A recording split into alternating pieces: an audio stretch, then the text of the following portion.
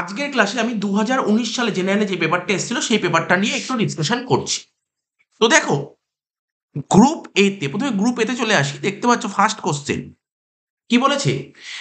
বলছে যে একের দাগের এতে বলেছে mention the due date of submission of return of income. Due date জানতে চাইছে, মানে কোনো একজন ইন্ডিভিজুয়াল যে রিটার্ন সাবমিট করে তার ডিউ ডেটটা কি, তোমরা নিজেরাই বুঝে গেছো কি অ্যান্সারটা হবে। ঠিক আছে, তো whose total income of rupees 5 lakhs includes income from salary and bank interest only. Which return form is applicable from him? আমরা তো জানি আমাদের আইটিআর যেগুলো বলছে যে কোন আইটিআর এর মধ্যে পড়বে, এটা কোন আইটিআর এর মধ্যে পড়বে। ধর ওর টোটাল ইনকাম 5 লাখ টাকা, যার মধ্যে 5 লাখ টাকা ইনকাম আছে, স্যালারি ইনকাম আছে, ব্যাংক ইন্টারেস্ট মানে আদার সোর্স ইনকাম আছে। ঠিক আছে, তো এটা কোন আইটিআর এর মধ্যে পড়বে? দেখো, আইটিআর 1 এর মধ্যে পড়বে। আইটিআর 1 কি বলছে? যদি এসএসসির যদি টোটাল ইনকাম 50 লাখের নিচে হয়, ঠিক আছে, সেটা কিন্তু তোমার আইটিআর 1 এর মধ্যে পড়ে। দেখতে পাচ্ছ, দেখো স্ক্রিনে আমি গুগল খুলে দিয়েছি, তুমি নোটও করে নিতে পারো। ITR 1 can be filed by a resident individual whose total income does not exceed 50 lakhs during the financial year. 50 লাখের কম হতে হবে এবং income is salary, salary income হতে হবে। ওয়ান হাউস প্রপার্টি, এখানে ছিল না অপশানে, কোশ্চেনে ছিল না, হাউস প্রপার্টি ইনকাম হতে হবে। ফ্যামিলি পেনশন ইনকাম থাকতে পারে, এগ্রিকালচার ইনকাম থাকতে পারে up to 5,000 and other source which includes interest from savings bank. এখন এইসব দিয়েছে, তার মানে কি হলো ব্যাপারটা, তুমি কি বুঝতে পারলে? কোনো ইন্ডিভিজুয়ালের টোটাল ইনকাম যদি 50 লাখ টাকার নিচে হয় এবং টোটাল ইনকামের মধ্যে কি কি ইনকাম থাকতে পারে? স্যালারি ইনকাম থাকতে পারে, একটা হাউস প্রপার্টি ইনকাম থাকতে পারে, ফ্যামিলি পেনশন ইনকাম থাকতে পারে, এগ্রিকালচার ইনকাম থাকতে পারে, আদার সোর্স ইনকাম থাকতে পারে, তাহলে আইটিআর 1 এর মধ্যে পড়বে। তাহলে নিশ্চয়ই এই কোশ্চেনটার অ্যান্সারটা তোমরা বুঝতে পারলে। তো এখানে এটাই জানতে চেয়েছে, দেখো অ্যান্সার কি, due date of submission of return of income by an individual interest only included in total income.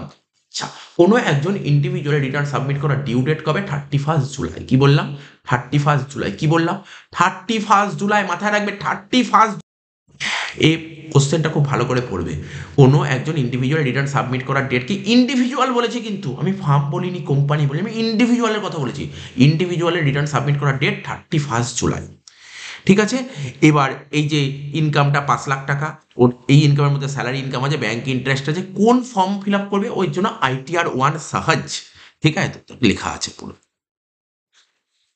B নম্বর পয়েন্ট বলেছে when an assessee is liable to pay. ঠিক আছে, when an assessee is liable to pay interest understand 234 B. আমরা দেখো interest 234 এ পড়েছি, 234 B পড়েছি, 234 C পড়েছি, অঙ্কের জন্য টপ ক্লাস ইম্পর্টেন্ট। ঠিক আছে, বলছে হোয়েন অ্যান এসএসসি মানে এসএসসি কখন লাইবেল 234 বিতে ইন্টারেস্ট দেওয়ার জন্য। ঠিক আছে, এসএসসি কখন লাইবেল, দেখো কি লেখা আছে, খুব সুন্দর লিখেছি। বলছে for non payment or short payment. যদি পেমেন্ট নাই করো, নট শর্ট পেমেন্ট, যদি কম পেমেন্ট করো, কি অ্যাডভান্স ট্যাক্স, অ্যাডভান্স ট্যাক্স যদি তুমি পেমেন্ট নাই করলে, কম পেমেন্ট করলে, the assessee shall be liable to interest. তখন এসএসসি কে ইন্টারেস্ট, স্যার কত percent interest? 1% per month, 1% per month. ঠিক আছে, or part of thereof under section 234 B. এখন প্রশ্ন উত্তর, শর্ট পেমেন্ট একটু বলে দিন না, তাহলে তো ক্লিয়ার হয়ে গেল। Short payment means that the aggregate amount of advance tax paid during the financial year falls short of 90% assess tax. দেখো তোমার যত টাকা অ্যাসেস ট্যাক্স বেরোবে, যত টাকা অ্যাসেস ট্যাক্স বেরোবে তার 90% এর বেশি যদি তুমি পেমেন্ট করেই দাও, তুমি 90% যদি পেমেন্ট করেই দাও, তাহলে তোমার 234 বিতে কোনো ইন্টারেস্ট দিতে হবে না। স্যার যদি অ্যাসেস ট্যাক্সের 90% কম পেমেন্ট করি, তাহলেই তো তোমাকে ইন্টারেস্ট দিতে হবে 1% পার মান্থ। নিশ্চয়ই সুন্দরভাবে বুঝতে পারলে এ আর বি, কোনো সন্দেহ নেই। এর সাথে অরে কি দিয়েছিল, একটা কোশ্চেন দিয়েছিল, আমি তো বলবো একেরটা করাই বেটার অরের কোশ্চেনের চেয়ে, বাট পরেরটাও ইজি। ক্লাসে করানো জিনিস ভিডিও করে সুন্দর করে ডিটেলসে বোঝানো আছে। এই ভিডিও দেখতে গেলে ম্যারাথনের মধ্যে এই ভিডিওটা তুমি পেয়ে যাবে। কি বলেছে? Discuss the provision of the income tax act relating as deduction of tax at source from salary.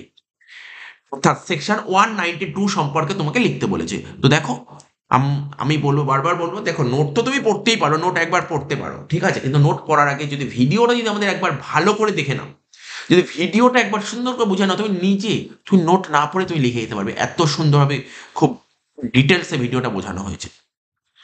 তো দেখো এখানে কি দেয়া আছে, অ্যান্সারটা দেয়া আছে provision regarding TDS from salary. ঠিক আছে, সেকশন 192 নোটটা দিয়ে দিয়েছি তোমাদের জন্য, কোনো রকমের কোনো অসুবিধা হবে না। ঠিক আছে, প্রথমে লিখেছি who is responsible to deduct tax, কে রেসপন্সিবল, তাহলে when tax shall be deducted, কখন ট্যাক্সটা ডিডাক্ট হবে। তারপর যে রেট অফ টিডিএস, টিডিএস এর রেট কি, ঠিক আছে, তারপর যে exemption or relaxation from the provision, কি কি এক্সেমশন বা রিল্যাক্সেশন পেতে পারো, what if TDS is not deducted on salary, ঠিক আছে। তো এটা বলে দিয়েছে, তাহলে নিশ্চয়ই তুমি অ্যান্সার দেখলে, এটা বোঝানোর কিছু নেই স্যার, একটু বোঝানোর কিছু নেই, এগুলো বোঝানোর ক্লাসে বোঝানোই আছে, তো জাস্ট নোটটা দিয়ে দিলাম এখানে, ক্লাসে বোঝানোই আছে, ডিটেলসে বোঝানো আছে, খুব ডিটেলসে বোঝানো আছে। নেক্সট, দুয়ের এ কি বলেছে, write a short note on belated return, ঠিক আছে, আর বলছে can belated return be revised, বলছে বিলেটেড রিটার্ন জিনিসটা কি আর এটা কি রিভাইজ করা যায়। তো দেখে নাও বিলেটেড রিটার্ন কি সুন্দরভাবে লেখা আছে, সেকশনটা লিখবে, ট্যাক্সের থিওরি লেখার সময় সেকশন মাস্ট, সেকশন 139 সাবসেকশন 4, কি বলছে if an SSA fail to file return, ঠিক আছে, within the time limit allowed under section 139 subsection 1 or within the time allowed under a notice issued under 142 subsection 1 he can file belated return. তাহলে তুমি কখন belated return file করবে, সুন্দর করে লিখে দিয়েছে, সুন্দর করে লিখেছে, এই লাইনটা তোমাকে লিখতে হবে। টাইম লিমিট কি, বিলেটেড রিটার্ন টাইম লিমিটটা পরীক্ষায় দেয়, কি বলছে on or before 31 December of the relevant assessment year or before the completion of the assessment, ঠিক আছে, হুইচ এভার ইজ আর্লিয়ার, যেটা আগে হবে। তো সুন্দর করে এই পয়েন্টগুলো দেওয়া আছে, সুন্দরভাবে একদম পুরো নোট এইভাবে লিখতে হবে, তুমি ভালো নাম্বার পেয়ে যাবে, ঠিক আছে। তো তো বলছে ক্যান আ বিলেটেড রিটার্ন ডিভাইস, দেখো বির অ্যান্সার দিয়েছি ইয়েস, ফ্রম ফিনান্সিয়াল ইয়ার 16-17 আর এস 17-18 onwards belated return can be ডিভাইস, বিলেটেড রিটার্ন ডিভাইস করা যায়। এরপরে অরে দিয়েছিল প্যান, বলছে প্যান সম্পর্কে একটা শর্ট নোট লেখো 3 নাম্বার, খুব ইজি জিনিস, প্যান 10 ডিজিটের প্যান নাম্বার হয় তোমরা জানো, ঠিক আছে। প্যান হচ্ছে, প্যানটা কি, pan means identifying various tax payer in the country, ঠিক আছে। তো pen is a 10 digit unique identification alphanumeric number assigned to Indian mostly to those who pay tax, ঠিক আছে। তো তো এই বলেছে, তারপর বলেছে কি মেনশন টু ট্রানজাকশন, তুমি দুটো ট্রানজাকশন নাম লেখো যেখানে প্যান নাম্বার দেওয়া ম্যান্ডেটরি, তো তোমরা জানো আমি দুটো ট্রানজাকশন দিইনি, আমি পুরো লিস্ট তুলে দিয়েছি, তোমাকে দুটো পড়তে হবে, আমি লিস্ট তুলে দিয়েছি, ঠিক আছে। তো ঠিক আছে, এক্সট্রা একটা কোশ্চেন ঢুকিয়ে দিচ্ছি, এমনি ঢুকিয়ে দিয়েছি, যদি পরীক্ষা যদি কখনো দেয়, who has to obtain PAN, ঠিক আছে।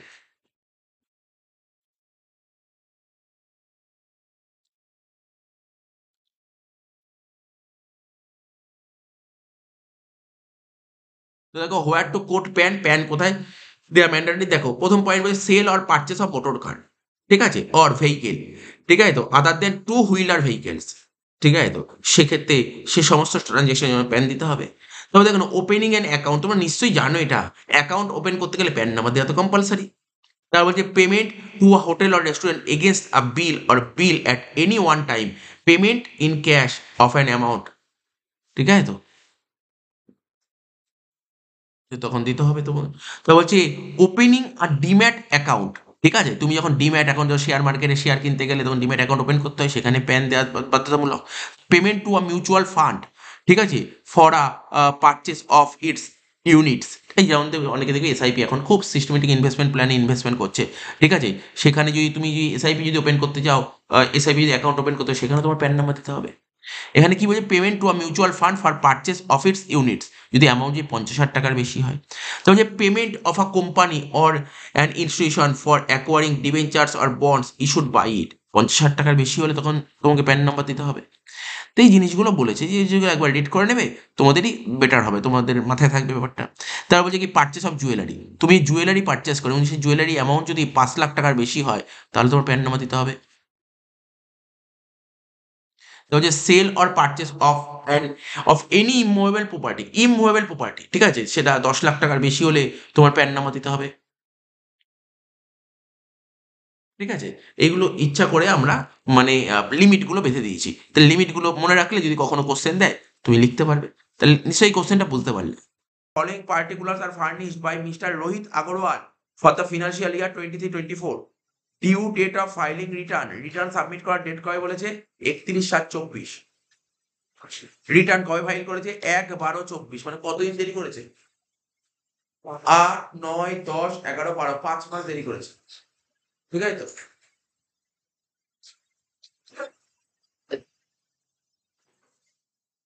ঠিক আছে তো? তো রিটার্ন কতদিন দেরি করে সাবমিট করেছে বল? কতদিন দেরি করে রিটার্ন সাবমিট করেছে? 5 মাস দেরি করে সাবমিট করেছে। তার মানে হচ্ছে 8, 9, 10, 11, 12 5 মাস দেরি করে রিটার্ন সাবমিট করেছে। তাহলে রিটার্ন দেরি করে সাবমিট করলে তো এ লাগবে এখানে। ঠিক আছে? বলছে tax payable on assessed income. দেখ ট্যাক্স বলেই দিয়েছে, আর ক্যালকুলেট করতে হবে না কত টাকা ট্যাক্স দিয়েছে, 8 লাখ টাকা। ঠিক আছে? তার থেকে টিডিএস মাইনাস করতে হয় শিখেছি, আর অ্যাডভান্স ট্যাক্স মাইনাস করতে হয়। মাইনাস করলে কি হবে? শর্টফল বেরিয়ে গেল। যত টাকা শর্টফল বেরোলো তার উপর কত পার্সেন্ট যাবো? ইন্টারেস্ট 1%। 1% 1 মাসে। আমাদের ক মাস বেরোলো? ডিফল্ট 5 মাস। 5% করবো, অঙ্ক শেষ। এই তো সিম্পল অঙ্ক। চ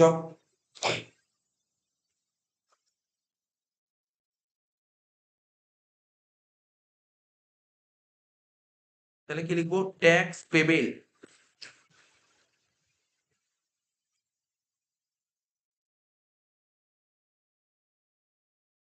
ট্যাক্স পেবেল তো লাস্ট ট্যাক্স লাইবিলিটি লিখে, এটা বেটার হবে। ট্যাক্স লাইবিলিটি কত বলেছে বল? ট্যাক্স লাইবিলিটি, হ্যাঁ হ্যাঁ, তো ট্যাক্স লাইবিলিটি কত আসলে?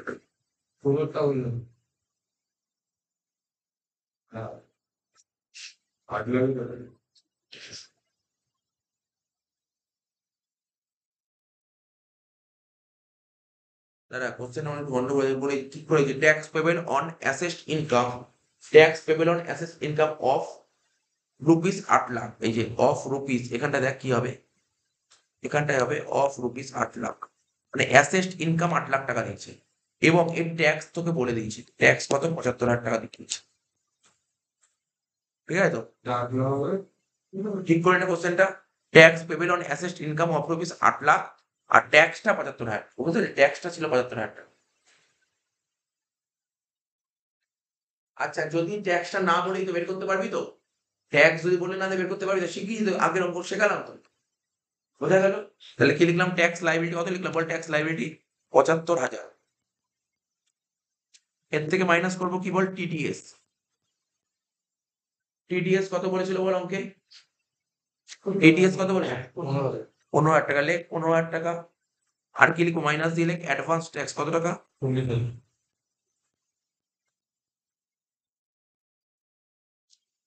তাহলে বাদ দে। 75 থেকে 55 বাদ দিলে কত হয় বল? 20,000 টাকা। ঠিক আছে? এটাকে কি বলা হয়? শর্টফল। ঠিক আছে? এটাই তো রাউন্ডেড অফ আছে, কিছু করতে হবে না, 20,000 টাকা আছে, করা যাবে। এবার কি লিখবো বল? Period of default.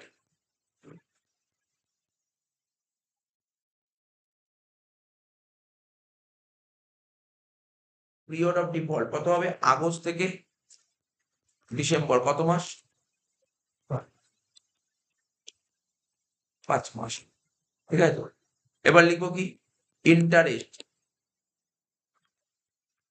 Under section 234A। লিখলাম না, তুই লিখে দিতে পারিস রেট অফ ইন্টারেস্ট, কোনো অসুবিধা নেই। 20,000 ইন্টু 1% ইন্টু 5, কত হচ্ছে? 20,000 5% করলে 1,000 টাকা। শেষ হয়ে গেল অঙ্ক।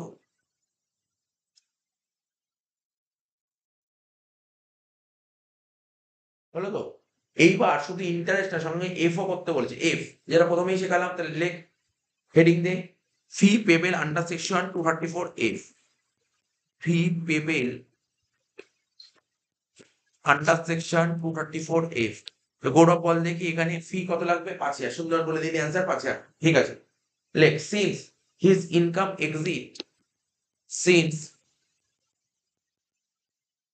হিজ ইনকাম এক্সিডস, ঠিক আছে, rupees 5 lakhs, rupees 5 lakhs, Haynes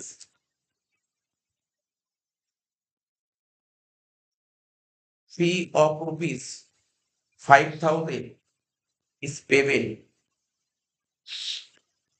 under section 234F।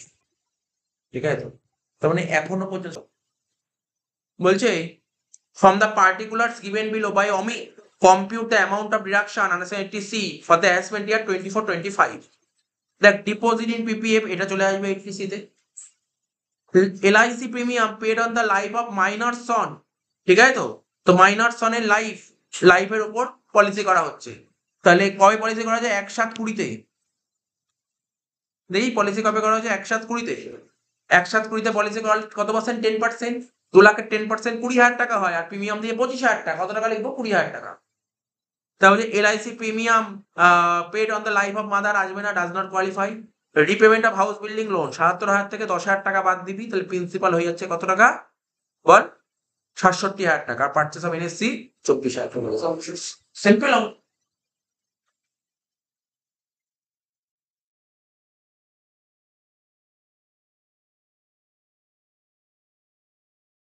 প্রথমে এ দিয়ে লিখবো কোয়ালিফাইং অ্যামাউন্ট, লেখ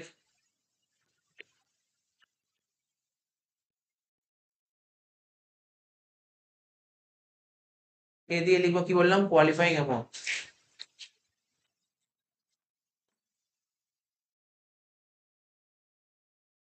প্রথমে লিখবো deposit in PPF,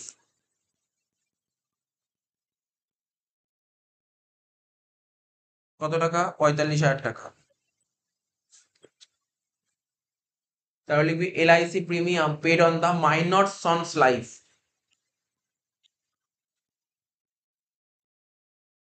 LIC premium paid on the minor son's life.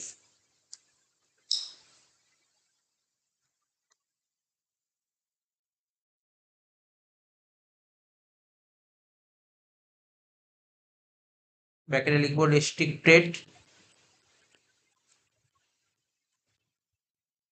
10% of policy value, restricted 10% of policy value. তাহলে policy value কত ছিল বল, 2 লাখ টাকা, 2 লাখের 10% 20,000 টাকা হবে। নেক্সট কি হবে, LIC premium, like LIC premium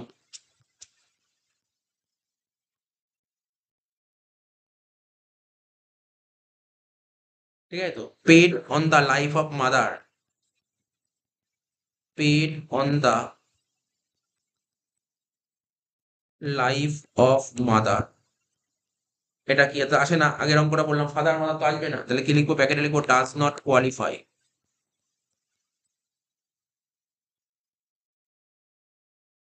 next principal amount of house building loan,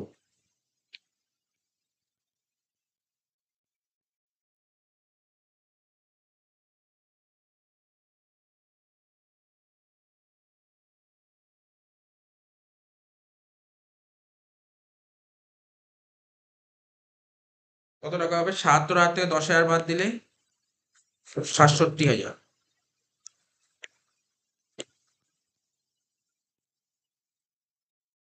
তারপর লিখবো লাস্ট পারচেস অফ এনএসসি 24,000,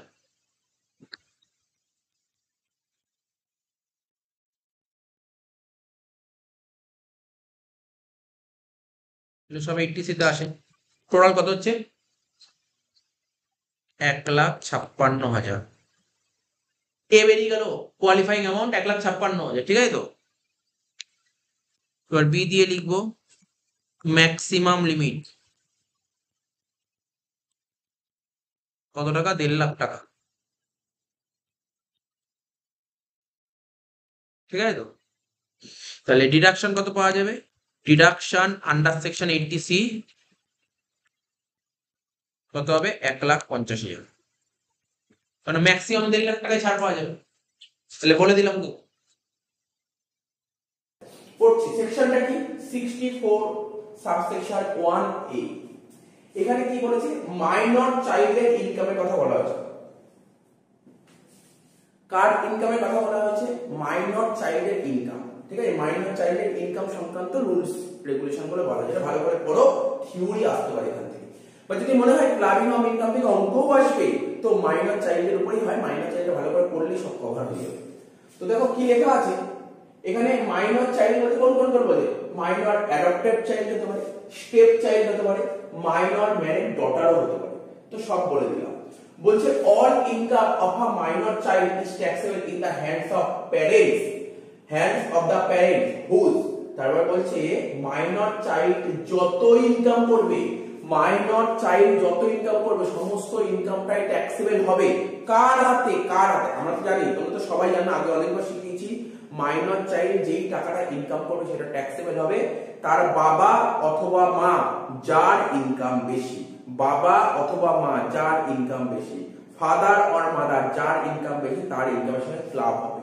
তো কি লেখা আছে, টোটাল ইনকাম ইজ হায়ার, কার টোটাল ইনকাম, কার, বাবা অথবা মা, বলে in the hands of parents, বাবা অথবা মা যার ইনকাম বেশি তার ইনকামে ক্লাবিং হবে, এক্সক্লুডিং মাইনর ইনকাম। তাহলে মাথায় রাখতে হবে মাইনর ইনকামটা ক্যালকুলেট করার আগে, মাইনর ইনকাম ক্যালকুলেট করার আগে তাই লিখেছি এক্সক্লুডিং।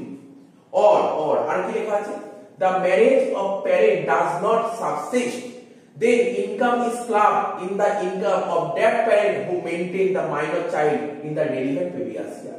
দেখো বাবা আর মার মধ্যে যদি সম্পর্ক না থাকে, বাবা অথবা মার মধ্যে যদি সম্পর্ক না থাকে মানে ডাইভোর্স হয়ে গেছে, সেক্ষেত্রে কি হবে, সেক্ষেত্রে ভালো করে শুনো, সেক্ষেত্রে ওই চিলড্রেনকে যে মেইনটেইন করছে, ওই চিলড্রেনকে যে মেইনটেইন করছে তার ইনকামের সঙ্গে ক্লাবিং হবে।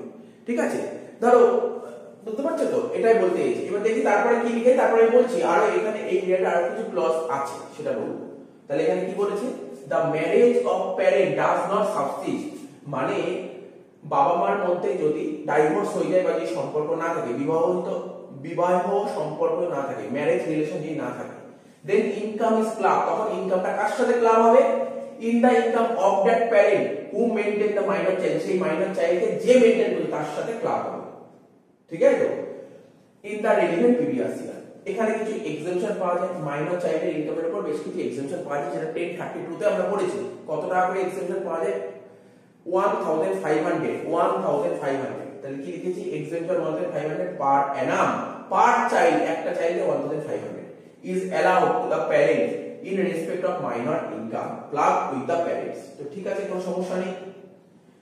নোট কি লেখা আছে, where minor's income is was clubbed in the total income of either parent, income arising in succeeding years shall not be included in total income of the other parent unless the AO assessing officer is satisfied after giving that parent an opportunity of being heard that it is necessary to do so। Lighter মানে কি বলেছে, এই যে আমি কি বললাম এই point, actually এই পয়েন্টেরই একটা নোট তৈরি করা হয়েছে। এই পয়েন্ট আমি কি বললাম, ধরো মানে মাইনরের যদি ইনকাম হয় সেক্ষেত্রে বাবা অথবা মা যার ইনকাম বেশি তার সঙ্গে ক্লাবিং হবে। সাপোজ ধরো বাবা অথবা মার মধ্যে বাবার ইনকাম বেশি, বাবার সঙ্গে ক্লাব হয়েছে। ঠিক আছে, পরবর্তী সময় কি হয়েছে, বাবা আর মায়ের মধ্যে ডাইভোর্স হয়ে গেছে, এবার মেইনটেইন করছে কে, ওই চাইল্ডটাকে মেইনটেইন করছে তার মা। ঠিক আছে, মেইনটেইন করছে কে, তার মা। এবার ধরো সরকার তো বলছে না বাবার ইনকাম সঙ্গে ক্লাব হবে, তখন বাবা কি করতে পারে, ইনকাম ট্যাক্স অফিসারকে একটা নোটিশ দিতে পারে যে দেখো আমার সঙ্গে তো ওই চাইল্ডের তো মানে আমাদের তো ডাইভোর্স হয়ে গেছে, কিন্তু চাইল্ডকে তো আমি মেইনটেইন করছি না, চাইল্ডকে মেইনটেইন করছে ওর মা, তো তুমি যে নোটিশটা পাঠাবে ইনকাম ট্যাক্স অফিসার যদি তাতে যদি স্যাটিসফাইড হয় তাহলে এটা নিয়ে ভেবে দেখতে পারে। ঠিক আছে, এটা বলা হয়েছে, আর কিছু হয়ে গেল। এবার এক্সেমশন, এটা খুব জেনে রাখা দরকার, এই এক্সেমশন জেনে রাখা দরকার। মানে ইনকাম অফ মাইনর চাইল্ডের ইনকাম তো বললাম প্যারেন্টসের সঙ্গে ক্লাবিং হবে, কিন্তু মাইনর চাইল্ড যদি এরকম কিছু ইনকাম করে তাহলে সেক্ষেত্রে কিন্তু প্যারেন্টসের সঙ্গে ক্লাব হয় না। সেই এক্সেপশন গুলো তোমাকে জানিয়ে দিচ্ছি। কি বলেছে, income of A minor child suffering from any disability, কি বলেছে, suffering from any disability of the nature specified under section 80U, মানে সাফার মানে ধরো ব্যাপারটা হচ্ছে, ধরো একজন চাইল্ড আছে, সে সাফারিং করছে, ঠিক আছে, সাফারিং হচ্ছে কিসে সাফারিং করছে, এনি ডিসেবিলিটি, যেটা এখানে 80U তে মেনশন করা আছে। ঠিক আছে, তো সাফারিং করছে, তার জন্য কি করছে, তার প্যারেন্টস তার নামে একটা ফিক্সড ডিপোজিট করে দিচ্ছে, সেখান থেকে ইনকাম হচ্ছে। যদি এরকম যদি কিছু হয় সেটা কিন্তু কখনোই ক্লাবিং হবে না, এটা মাথায় রাখতে হবে, পয়েন্টটা মাথায় রাখবে। নোট 2 নম্বর, income of minor child on account of any manual work done by him. ঠিক আছে, মাইনর চাইল্ড কোনো ইনকাম করছে, ঠিক আছে, কোনো ম্যানুয়াল ওয়ার্ক মানে তার দ্বারা কোনো ম্যানুয়াল ওয়ার্ক হচ্ছে, এরকমও হলো কিন্তু ক্লাবিং হবে না। তারপর লাস্ট পয়েন্ট, ইনকাম, এটা খুব ভাইটাল পয়েন্ট, এই পয়েন্টটা মাথায় রাখবেন। Income of minor child on account of any work involving application of his skill, talent, specified knowledge and experience।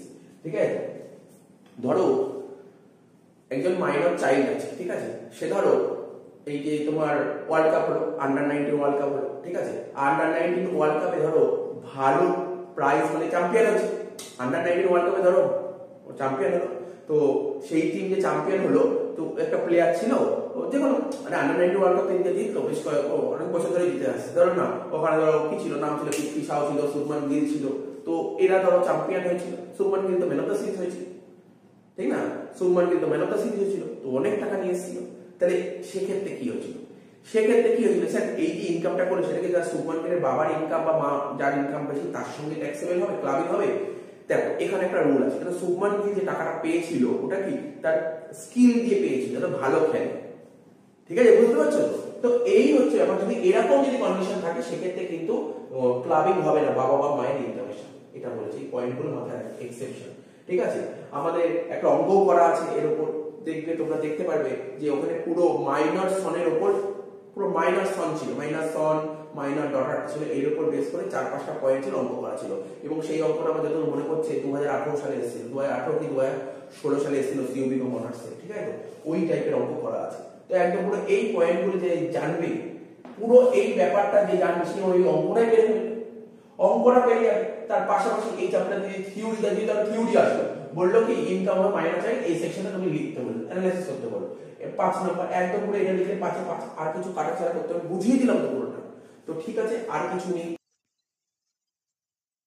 কি বলছে? বলছে যে from the following information of mister Ratan compute deduction understand 80G for the assessment year 24-25। তাহলে কি বলছে? National defence fund বলে দিয়েছে, prime minister dot relief fund বলেছে, জওহরলাল নেহেরু ফান্ড বলেছে, এটা আসবে না, উঠে গেছে। Prime minister national relief fund বলে দিয়েছে, আর নোটিফাইড টেম্পল ফর রেনোভেশন। দেখ তাহলে অঙ্কটা সোজাই অঙ্ক আছে, তো স্টার্ট করতে হবে। ভালো বলছি, ওটা বলে দিচ্ছি, সব অসুবিধা নেই। তাহলে উপরের দাগ কাট, ঘর কর।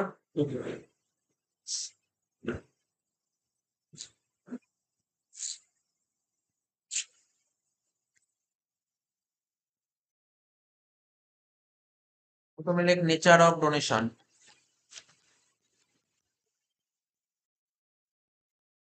ঠিক আছে? তারপরে ঘরে লিখবো অ্যাকচুয়াল অ্যামাউন্ট,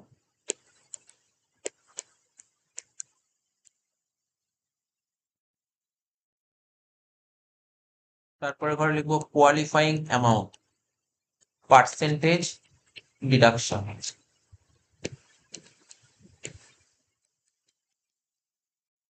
ঠিক আছে? নামগুলো লিখবো একটা করে। প্রথমে লিখবো donation to national defence fund, লেখ donation to national defence fund. টাকা কত দিয়েছে? 10,000 টাকা। আচ্ছা এটা কোন ক্যাটাগরি বল? A category. এ ক্যাটাগরিতে যত টাকা কন্ট্রিবিউট করা হয় তত টাকা কোয়ালিফাইং অ্যামাউন্ট, তাহলে 10,000 টাকাই বসবে।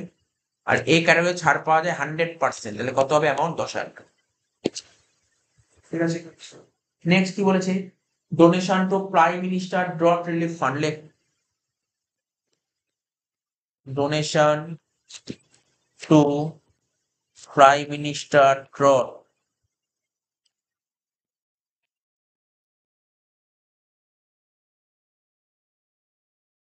Donation to prime minister dot relief fund,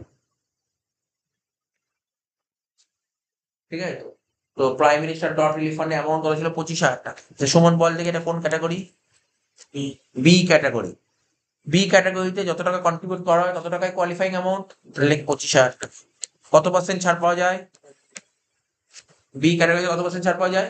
50%। দেখ এরকম ভুলে গেলে তো চলবে না, ভুল হয়ে গেলে তো পুরো কেটে জিরো করে দেবে, ঠিক আছে?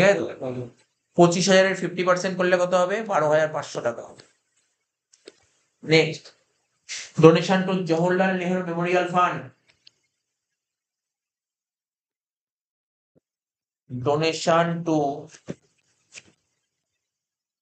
Jawaharlal Nehru memorial fund.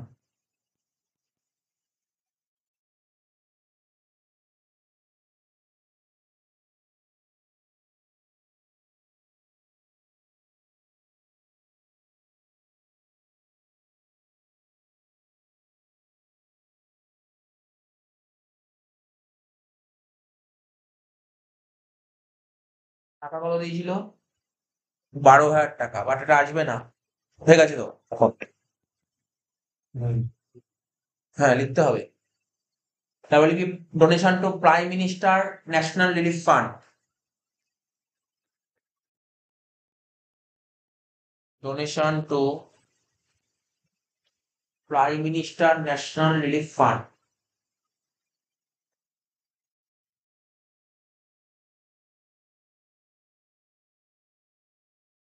Prime minister national relief fund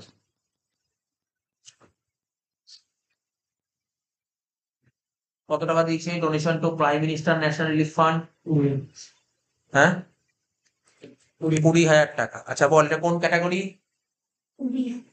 donation to prime minister national relief fund, এ ক্যাটাগরিতে যত টাকা কন্ট্রিবিউট করি সেই টাকাটাই হয় কোয়ালিফাইং অ্যামাউন্ট। তাহলে 20,000 টাকা বসবে। কত পার্সেন্ট ছাড় পাবো? 100%, এটা 20,000 টাকাই বসবে।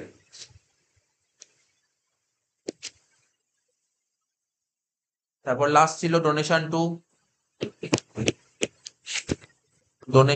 Notified temple for renovation,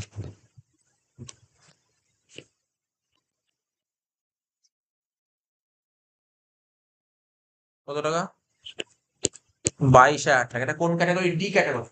D ক্যাটাগরিতে 50% ছাড় পাওয়া যায়। তাহলে ডি ক্যাটাগরিতে তাহলে আবার ওই ওয়ার্কিংস করতে হবে। কি করবো? ওয়ার্কিংস এর নাম দেবো এজিটিআই। আচ্ছা, মানে বলেছিলাম একটু বাকি আছে পড়া, এবার পড়ছি। জিটিআই বলে দিয়েছে 4,30,000, দেখেছিস? জিটিআই 4,30,000 বলে দিয়েছে। আর ডিডাকশন বলেছে কত? 50,000 টাকা 80C। তাহলে তো হয়ে গেল। তাহলে লিখবো কি? জিটিআই 4,30,000 থেকে মাইনাস করবো ডিডাকশন আন্ডার সেকশন 80C, 50,000 টাকা। তাহলে কত হচ্ছে? 3,80,000। ঠিক আছে, এটাকে বলা হয় এজিটিআর। তারপর কি? 10% অফ এজিটিআর,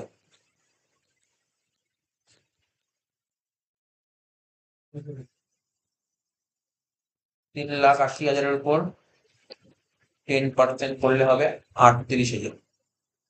ঠিক আছে, তাহলে ম্যাক্সিমাম 38,000 টাকা ছাড় পাবে, কিন্তু তুই কন্ট্রিবিউট করবি 22,000 টাকা, ছাড় দেবে কত? 22,000-এর হাফ করলে হবে 11,000 টাকা। টোটাল হচ্ছে 10 আর 12, 22,500 আর 20, 42,500, 53,500 হয়ে গেল। অঙ্কটা শেষ। বলছে, mister S K Roy, a businessman, বলছে furnishes the following particular of his income and losses for the previous year 2023-24। তো কি কি বলেছে? Income from house property in Dinajpur, আমরা জানি 5টা হেড হয় আমাদের, একটা স্যালারি হেড হয়। ঠিক আছে, এই অঙ্কে আমি যা দেখলাম স্যালারি নেই। সেকেন্ড হেড হয় হাউস প্রপার্টি, থার্ড হেড হয় পিজিইপি, ফোর্থ হেড হয় তোমার ক্যাপিটাল গেইন, এবং লাস্ট হেড হয় কাস্টম। ঠিক আছে, তো প্রথম হেড তো স্যালারি নেই, সেকেন্ড হেডে চলে আসো হাউস প্রপার্টি। এবার দেখো, দিনাজপুরে তোমার যে বাড়িটা আছে সেই বাড়িটা থেকে তুমি 30,000 টাকা কামিয়েছো, 30,000 টাকা ইনকাম করেছো। আর loss from self occupied house property, এবার তোমার একটা বাড়ি আছে যে বাড়ি তুমি বসবাস করো, সেই বাড়িতে তোমার লস হয়েছে কত টাকা? 10,000 টাকা লস হয়েছে। আমরা কি জানতাম? সেটা রুল এটাই আমাদের শিখিয়েছে। কি বলেছে? প্রথমে সেম হেড অ্যাডজাস্ট করবে, সেম হেড, যেমন হাউস প্রপার্টি সেম হেড বলতে হাউস প্রপার্টির সঙ্গে অ্যাডজাস্ট করবে। তারপরেও যদি কোনো ডেফিসিট বেরোয়, সেটাও ও অন্য কারোর সাথে অ্যাডজাস্ট করবে। ঠিক আছে, সেটাও অন্য কারোর সাথে অ্যাডজাস্ট করবে। তাহলে দেখো, দিনাজপুরের বাড়ি থেকে তোমার ইনকাম হলো 30,000 টাকা, আর সেলফুকের বাড়ি থেকে তোমার লস হয়েছে 10,000। তাহলে আলটিমেটলি ইনকাম কত হলো? 20,000 টাকা। চলো লিখো, লিখে লিখে করলে আমাদের ব্যাপারগুলো খুব ভালো ডিটেলসে বোঝা যাবে।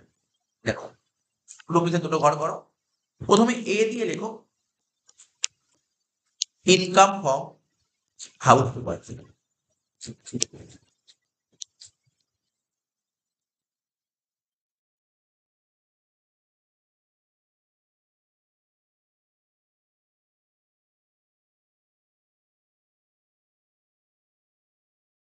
ছিল লেখাটা, কোশ্চেন লেখো দেখে দেখে।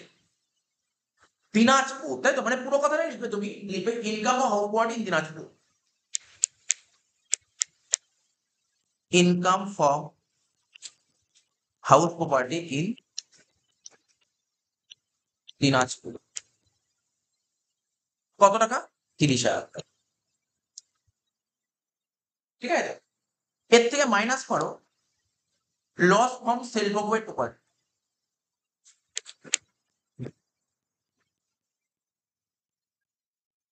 Loss from self occupied property.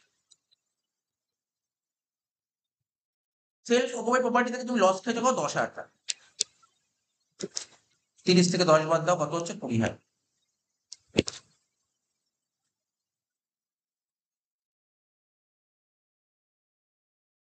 বিনো হয়ে গেল। এটাই আমি বলতে চাইছি, প্রথমে না সেম হেড অ্যাডজাস্টমেন্ট করতে হয়, যে আমাদের যে 5টা হেডের স্যালারিতে কোনো লস হয় না, বাকি যে 4টে হেডের 4টে লস হয়। হাউস প্রপার্টি আরম্ভ করলাম, হাউস প্রপার্টি একটা বাড়ি থেকে তুমি 30,000 টাকা ইনকাম, আর একটা বাড়ি থেকে 10,000 টাকা লস, নিজের মধ্যে অ্যাডজাস্ট করে নাও, তাই তো। নিজের মধ্যে অ্যাডজাস্ট করার পরেও, অর্থাৎ সেম এর মধ্যে অ্যাডজাস্ট করার পরেও যদি কোনো ডেফিসিট বেরোয়, তখনও অন্য কারো সাহায্য নিতে পারে। এখানে তো ওর তো কোনো লস বেরোয়নি, ও অন্য কারো থেকে সাহায্য নেবে কেন, তাই না। সেকেন্ড পয়েন্ট চলে এসো, হাউস বডি কাজ মিটে গেল।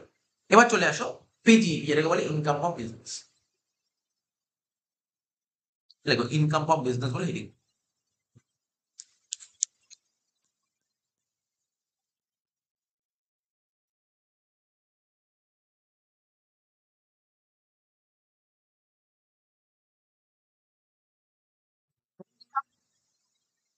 তো দুটো হয়, বিজনেসের দুটো পার্ট হয়, একটা হয় স্পেকুলেটিভ আর একটা হয় নন speculative.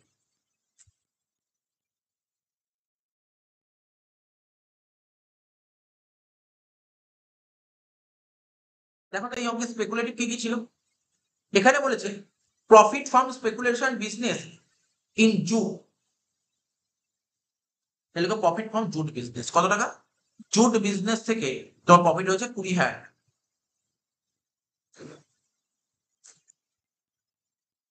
Profit from jute business কত টাকা প্রফিট, জুট বিজনেস প্রফিট হয়েছে 20,000 টাকা।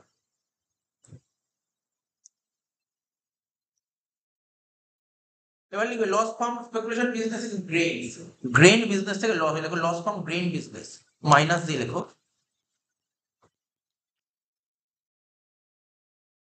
Loss from grain business, grain business থেকে লস হয় 10,000 টাকা।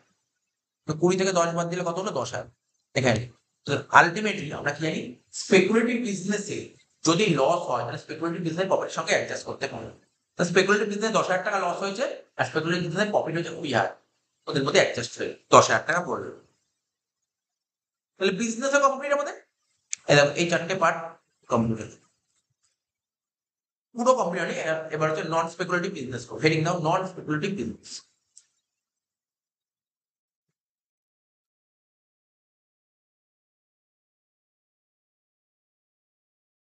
নন speculative business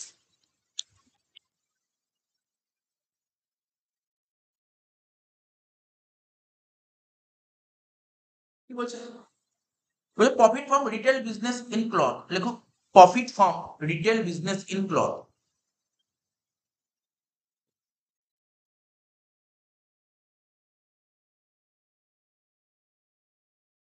profit from retail business in cloth.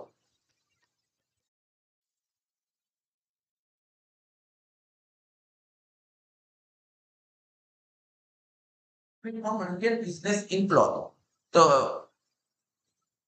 Business দু রকমের, একটা স্পেকুলেটিভ আর একটা নন স্পেকুলেটিভ। তো রিটেল বিজনেস, ক্লথের বিজনেস করছো, তাহলে তোমার নন স্পেকুলেটিভ। কত হচ্ছে, 20,000 টাকা ইনকাম। এখানে লিখলাম প্রথম ঘরে 20,000 টাকা। এবার দেখো লস আছে কি, কোনো কোনো লস আছে দেখে নাও, লস ফ্রম স্টেশনারি বিজনেস কত আছে, 10,000 টাকা। লেখো মাইনাস দিয়ে লেখো লস ফ্রম স্টেশনারি বিজনেস 10,000 টাকা। 20 থেকে 10 বাদ দিলে কত হচ্ছে, 10,000 বাইরে। তাহলে আমাদের নিয়ম কি শিখিয়েছিলাম, যদি স্পেকুলেটিভ বিজনেস লস হয় সে শুধুমাত্র স্পেকুলেটিভ বিজনেস প্রফিটের থেকে টাকা নিতে পারবে, অন্য কারোর থেকে নিতে পারবে। কিন্তু নন স্পেকুলেটিভ বিজনেস যদি লস হয়, নন স্পেকুলেটিভ বিজনেস লস হলে সে নন স্পেকুলেটিভ বিজনেস প্রফিটের থেকে টাকা নিতে পারবে। তারপরেও যদি কোনো শর্ট পড়ে তখন সে স্পেকুলেটিভ বিজনেস প্রফিট থেকে টাকা নিতে পারবে, হাউস বডি থেকে টাকা নিতে পারবে, ক্যাপিটাল গেইন থেকে টাকা নিতে পারবে, সবার থেকে টাকা নিতে পারবে, স্যালারি ছাড়া। তো এখানে তো নন স্পেকুলেটিভ বিজনেস টাকার দরকারই নেই, সে নেবে কেন? হয়ে গেল, দুটো যোগ করে বাইরে বাড়িয়ে দাও, 10, 10, 20,000 টাকা। এবার নেক্সট হেড, 3 নম্বর হেড দিয়ে লেখো, তাহলে তো অঙ্কটা শেষ হয়ে যাচ্ছে না। দেখো ইনকাম ফ্রম ক্যাপিটাল গেইন,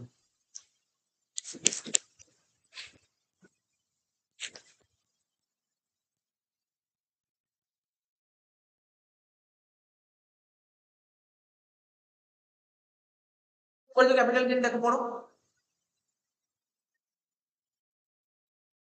বলছো কি long term capital gain, long term capital gain বলছে 35,000 টাকা। দেখো লং টার্ম ক্যাপিটাল গেইন 35,000 টাকা।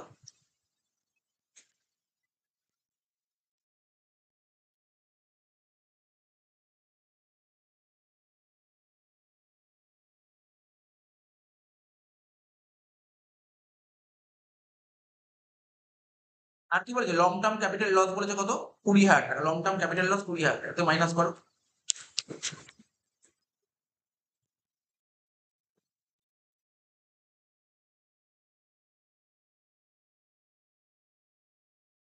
কুড়ি হাজার টাকা, ঠিক আছে। মানে আমরা কি শিখেছি, যদি লং টার্ম ক্যাপিটাল লস হয়, ক্যাপিটাল গেইন দু রকমের, long term short term. Long term loss হলে সে শুধু লং টার্ম গেইন থেকেই টাকা নিতে পারে, অন্য কারণ থেকে টাকা নিতে পারে। তো লং টার্ম গেইন 35 আর লং টার্ম লস 20, ওদের মধ্যে অ্যাডজাস্ট করার পরেও হাতে কত পড়ে আছে, 15,000 টাকা পড়ে আছে। এখানে লিখলাম 15,000 টাকা। এবার দেখো শর্ট টার্ম ক্যাপিটাল গেইন কত বলেছি, সে শর্ট টার্ম ক্যাপিটাল গেইন বলেনি, শর্ট টার্ম লস বলেছে কত, 20,000 টাকা। লেখো, মাইনাস দিয়ে লেখো।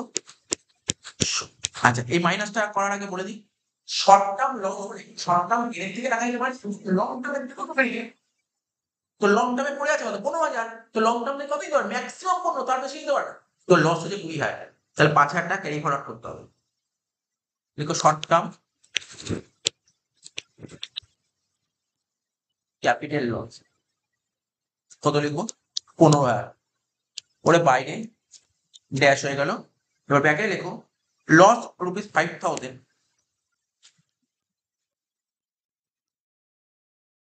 is to be carry forward।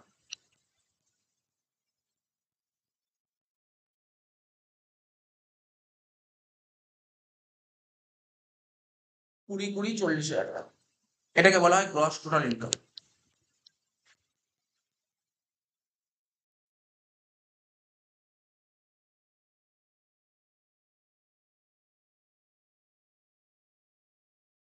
থেকে মাইনাস করে ডিডাকশন বাদ দিয়ে হচ্ছে 40, এটা হচ্ছে টোটাল ইনকাম। বেতন করে শেষ।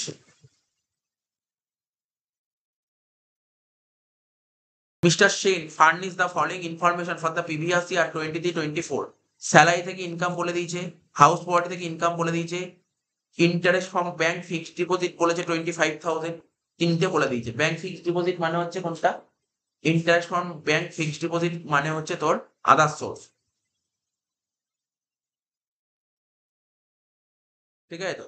আচ্ছা, 80C থেকে 80C বলে দিয়েছে ডিডাকশন, 80D ডিডাকশন বলে দিয়েছে, টিডিএস বলে দিয়েছে 65,000। তো সোজাই অঙ্ক, আগের মতন সেম অঙ্ক।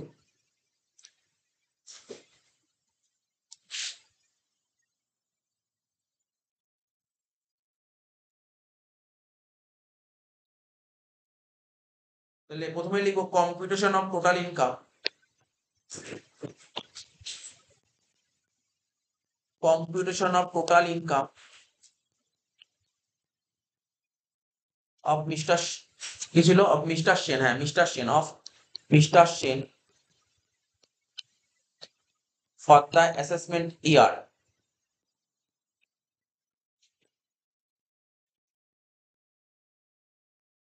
2024-25।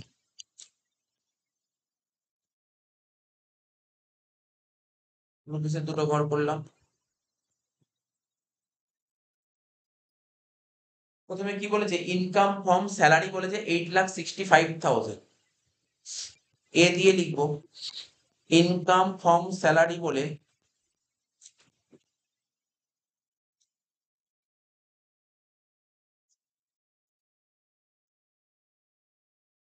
8,65,000।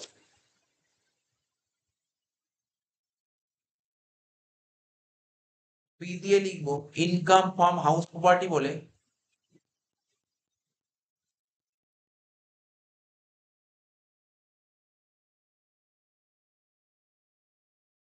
বি দিয়ে লিখবো ইনকাম ফ্রম হাউস প্রপার্টি বলে 2,35,000।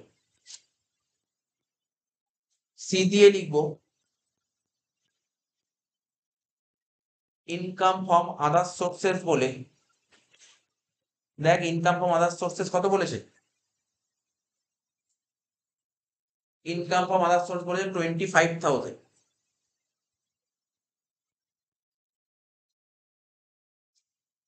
ঠিক আছে, তাহলে কত হচ্ছে 8,65,000 প্লাস 2,35,000 প্লাস 25,000, টোটাল হচ্ছে 11,25,000। এটাকে বলা হয় গ্রস টোটাল ইনকাম। যেটা বেরোলো তাকে বলা হয় গ্রস টোটাল ইনকাম। ঠিক আছে, এর থেকে করবো লেস ডিডাকশন আন্ডার সেকশন 80। এবার 80-র আন্ডারে কি কি ডিডাকশন দিয়েছে কোশ্চেনে, একটা সি দিয়েছে আর একটা ডি দিয়েছে, লিখবো আন্ডার সেকশন 80C আর আন্ডার সেকশন 80D। তাহলে 80C কত বলেছে দেখ 1.5 লাখ টাকা, আর 80D কত বলেছে 20,000 টাকা। 1.5 লাখ আর 20 যোগ করে কত হলো 1,70,000।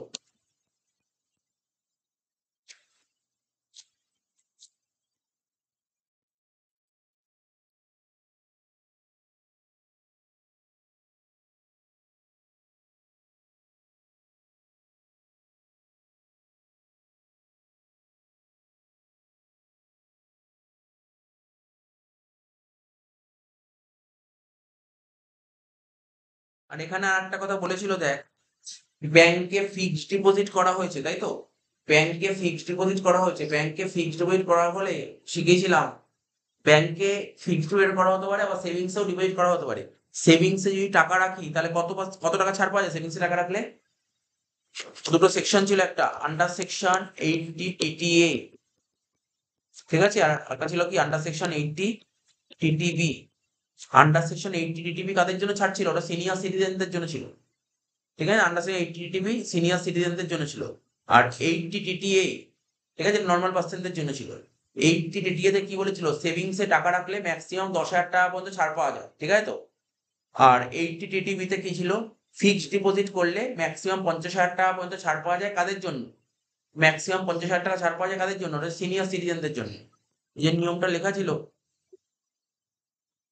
চলে যায় পেজ নাম্বার বলে দিচ্ছি, নিয়মটা একটু পড়ে নে, ডাইরেক্ট অঙ্ক করলে চলবে না না, এখানে দেখতে হবে সেভিংসেও টাকা, সেভিংস আর ফিক্সড ডিপোজিট, সেখান থেকে ইন্টারেস্ট পেলে রুলটা কি হয় এগুলো পড়ে নিতে হবে একবার।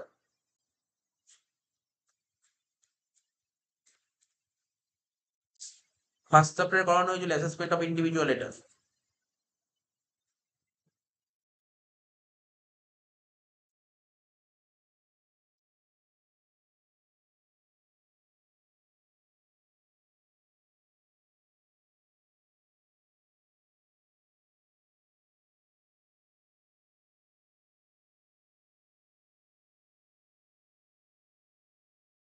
এই যে পেজ নাম্বারটা এটা পড়ে নে একটু।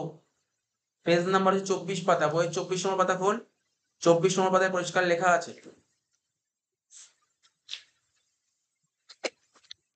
24 নম্বর পাতায় লেখা আছে পরিষ্কার ভাবে, এটা পড়তে হবে না, 24 নম্বর পাতায় লেখা আছে, কি লেখা ছিল, interest on deposit in savings account, savings অ্যাকাউন্টে ডিপোজিট করলে যে ইন্টারেস্ট পাওয়া যায় সেটা কত নম্বর ধারা ছাড় পাওয়া যায়, 80 টিটিএ। যেটা সেভিংস বলে, এটা ফিক্সড ডিপোজিট বলেছে, তো সেভিংস এ ডিপোজিট করলে ম্যাক্সিমাম কত টাকা ছাড় পাওয়া যায়, 10,000 টাকা, ম্যাক্সিমাম 10,000 টাকা ছাড় পাওয়া যায়। সেভিংসে যদি আমরা ডিপোজিট করে টাকা রাখি সেখান থেকে ইন্টারেস্ট পাই, সেটা ম্যাক্সিমাম কত টাকা অবধি ছাড় পাওয়া যায়, 80 দিয়ে 10,000 টাকা। বলছে no deduction for fixed deposit interest under is available under section 80 TTA. তাহলে 80 তে কিন্তু ফিক্সড ডিপোজিট করলে সেখান থেকে কোনো ইন্টারেস্ট পাওয়া যায়, এখানে 80 তে ছাড় পাওয়া যায় না। তাহলে 80 তে ম্যাক্সিমাম কত টাকা ছাড় পাওয়া যায়? 10,000 টাকা।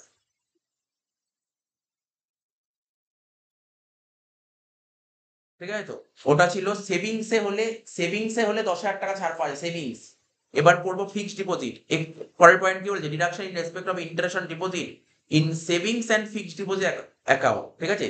সেভিংসে টাকা রাখো বা ফিক্সড ডিপোজিটে টাকা রাখো। ঠিক আছে? সেভিংসে টাকা, এখানে কি বলেছে ভালো করে পড়। ইন্টারেস্ট অন ডিপোজিট, সেভিংসেও টাকা রাখতে পারো, আবার ফিক্সড ডিপোজিটেও টাকা রাখতে পারো। ঠিক আছে তো? Applicable to senior citizen. কি বলেছে? The deduction under section 80 TTB is available to a senior citizen. ঠিক আছে? On the interest income earn during the financial year from any of the following deposit. Interest on deposit with a banking institution. The deposit can be fixed deposit or a savings bank account with the bank. ছাড় পাওয়া যাবে কত টাকা? Maximum, এই দেখ কি লেখা আছে, মানে সিনিয়র সিটিজেনদের জন্য ম্যাক্সিমাম কত টাকা ছাড় পাওয়া যায়? সিনিয়রদের জন্য 50,000 টাকা। সিনিয়র যদি হয় তাদের জন্য ম্যাক্সিমাম ছাড় পাওয়া যাবে কত টাকা? 50,000 টাকা। ঠিক আছে? এবং যে এই ডিপোজিটটা করতে পারে, দেখ এখানে কোথায় কোথায় ডিপোজিট করতে পারে? সিনিয়ররা সেভিংসেও টাকা রাখতে পারে, আবার ফিক্সডও টাকা রাখতে পারে।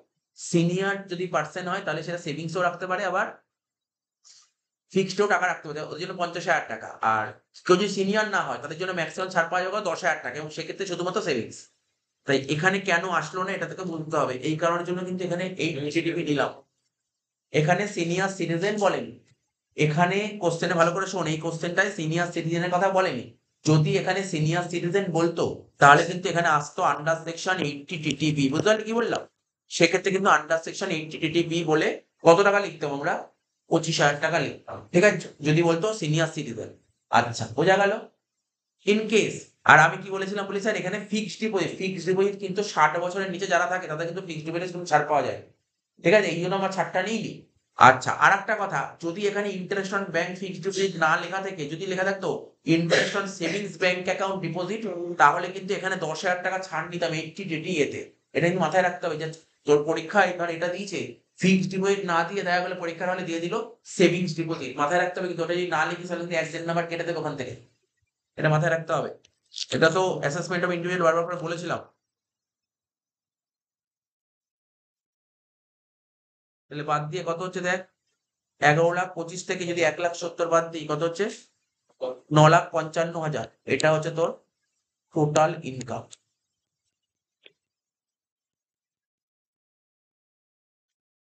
ট্যাক্স বের করব। এই টোটাল ইনকামের মধ্যে কোনো রকমের কোনো স্পেশাল ইনকাম নেই, পুরোটাই নর্মাল ইনকাম। তাহলে করবো কি? Tax on normal income. নিজে লিখবো ট্যাক্স অন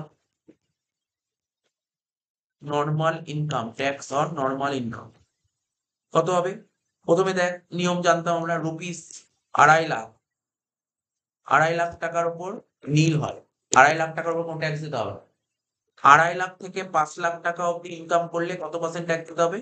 5%। 5% মানে কত? 12,500 টাকা। আচ্ছা, আর ব্যালেন্স, ব্যালেন্স কত রয়েছে? ব্যালেন্স 4,55,000 টাকা। এর উপর কত পার্সেন্ট? 20%।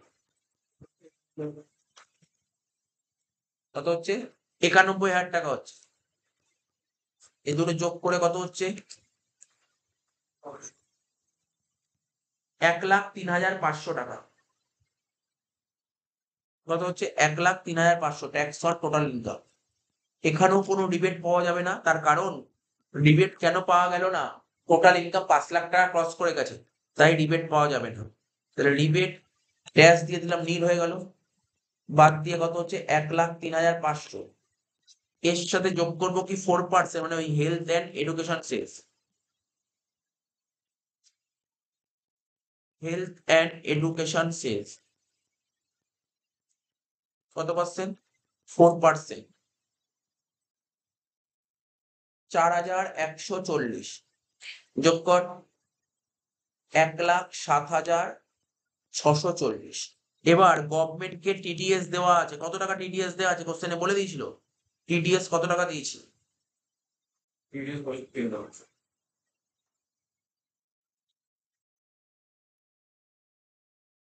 তোমার বলতো Page number 398. হ্যাঁ হ্যাঁ,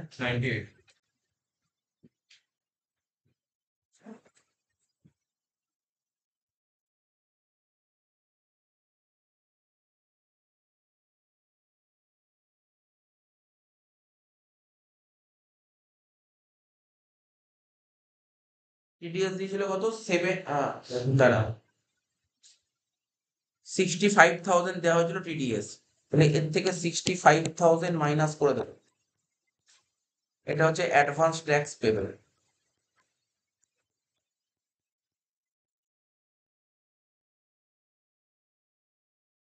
মাইনাস 65,000 হচ্ছে কত, 42,643 হয়ে গেল, 42,643। এবার ওই অ্যাডভান্স ট্যাক্সটা করবো, লেখ advance tax to be paid on specified date, advance tax to be paid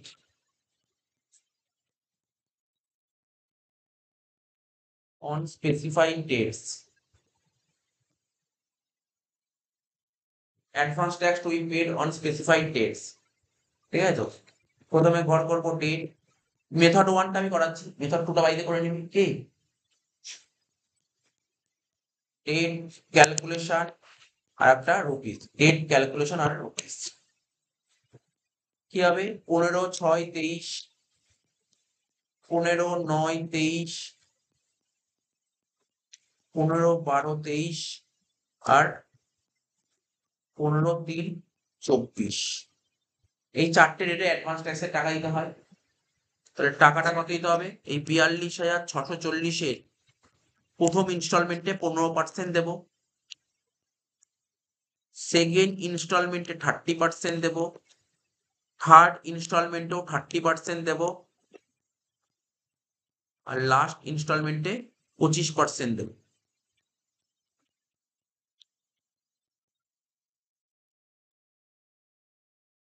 কত হচ্ছে 6396,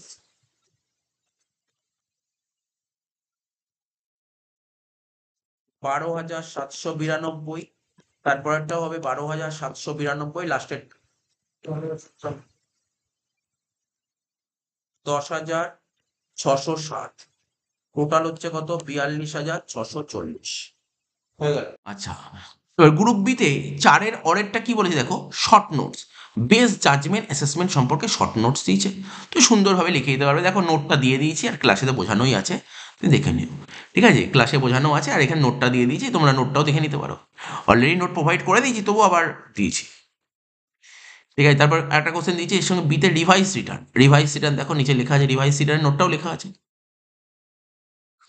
তো ঠিক আছে। Mrs. Susama Manna, age 45 years, a resident individual of India, furnishes the following details of her income, investment and payment during the previous year 23-24. Compute her total income and tax payable for the assessment year 24-25.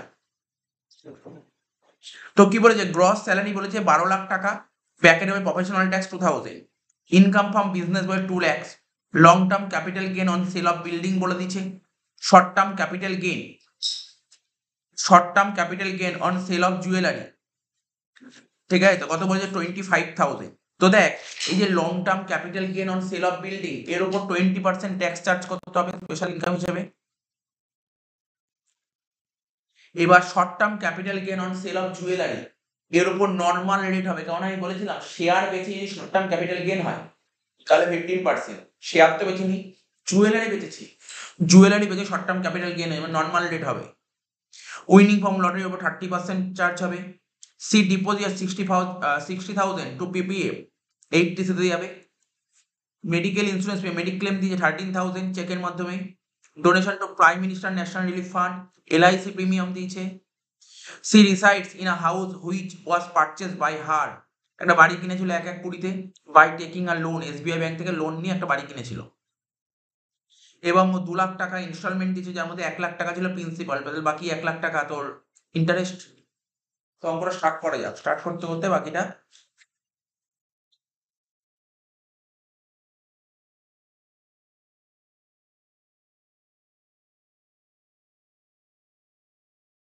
Start করতে করতে বাকিটা বোঝা যাবে।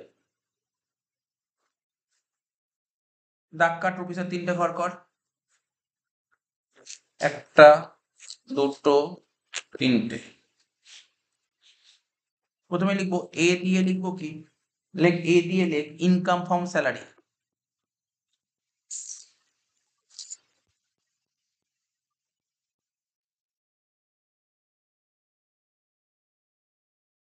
ঠিক আছে, এ দিয়ে লিখবো income from salary. সবার প্রথম লিখবো গ্রস ইনকাম ফ্রম স্যালারি।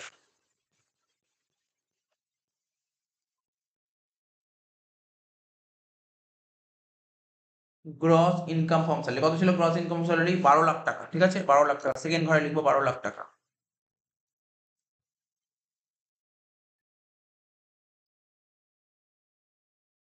এর থেকে মাইনাস করবো কি ডিডাকশন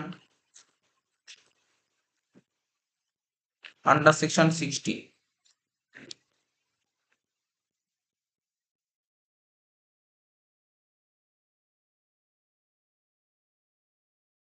সবার প্রথম লিখবো কি স্ট্যান্ডার্ড ডিডাকশন। স্ট্যান্ডার্ড ডিডাকশন কত টাকা ছিল? 50,000 টাকা। ঠিক আছে, স্যালারিতে 50,000 টাকা স্ট্যান্ডার্ড ডিডাকশন পাওয়া যায়। এরপর কি হবে? ইন্টারেস্ট, সরি কি যেন বললাম, প্রফেশনাল ট্যাক্স। নেক্সট হবে কি প্রফেশনাল ট্যাক্স।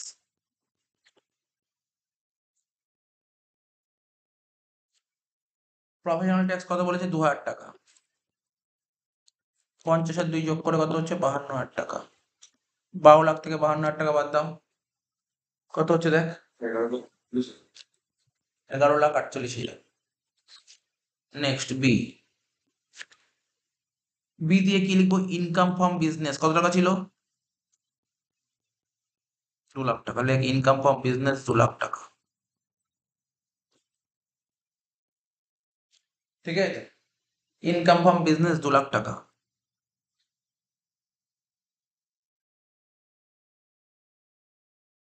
ঠিক আছে তো, সি দিয়ে লিখবো income from house property. C দিয়ে লিখ income from house property. C দিয়ে লিখ ইনকাম ফ্রম হাউস প্রপার্টি।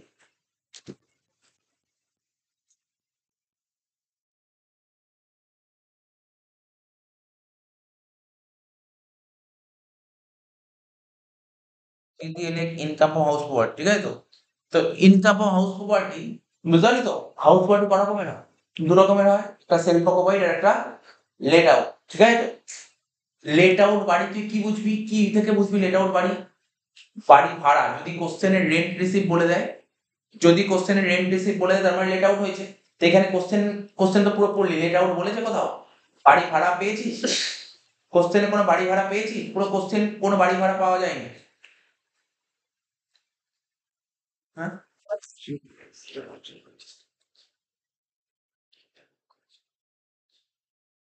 আচ্ছা, কোশ্চেনে তো কোথাও বলে দেয়নি কত টাকা বাড়ি ভাড়া পেয়েছে, বাড়ি ভাড়ার কথা বলেনি, তার মানে লেট আউট নেই। তাহলে সেলফ অকুপিড হতে পারে।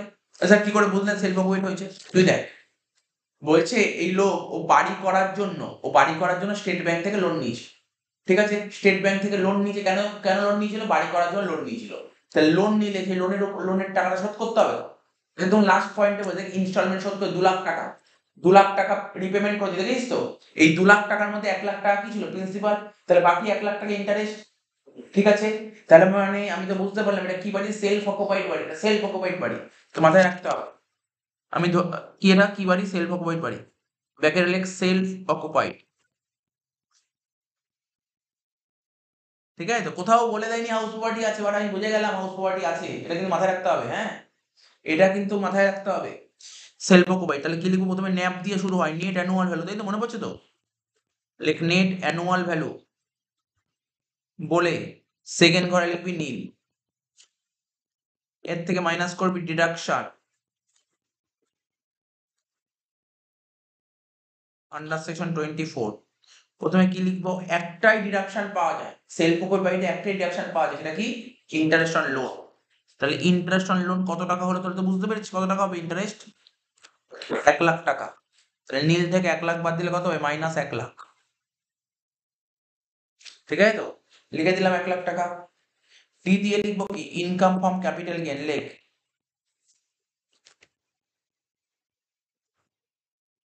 টি দিয়ে কি লিখবো? Income from capital gain.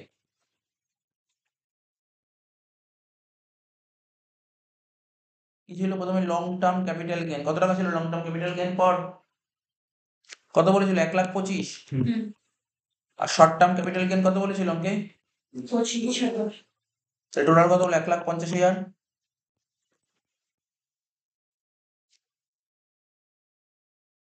তারপর কি লিখবো? বাহ, এই অঙ্কটা ভালো অঙ্ক, 5টা হেড দিয়েছে, 5টাই হেড দিয়েছিল। ইনকাম ফ্রম আদার সোর্সেস,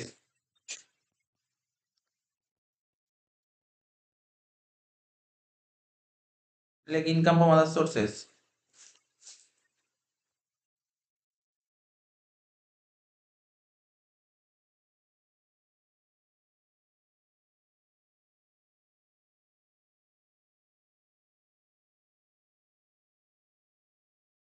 কি কি ছিল এখানে? একটাই ছিল ইনকাম আদার সোর্সেস, কি? উইনিং ফ্রম লটারি, তাই তো? Winning from lottery, winning from lottery, তাই তো ছিল?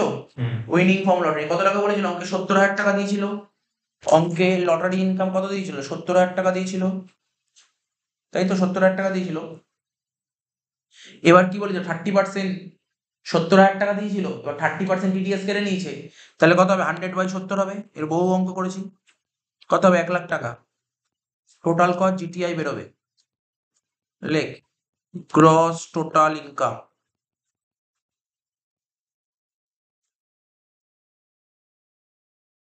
কত বেরোচ্ছে বল? 11,48,000 আর 2,00,000, 13,48,000, 13,48,000, 14,48,000, 14,98,000, এই তো? টোটাল হলো 14,98,000, ঠিক আছে? এর থেকে মাইনাস করব, কি করব? Less, deduction under section 80C to 80U। প্রথমে কি লিখবো? Under section 80C। কোশ্চেন পড়ে দেখ 80C এর কি কি আইটেম আছে।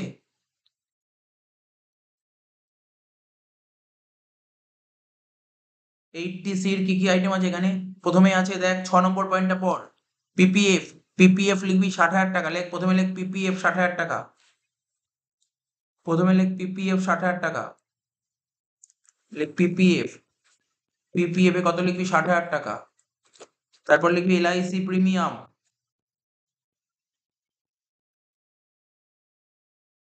এলআইসি প্রিমিয়াম কবে নেওয়া হয়েছিল? এলআইসি সব পড়তে হবে একটা করে। দেখ এলআইসি নেওয়া হয়েছিল কবে? 1/10/19, মানে 12 সালের পরে এলআইসি নেওয়া হয়েছিল, তাহলে ম্যাক্সিমাম কত? 10%।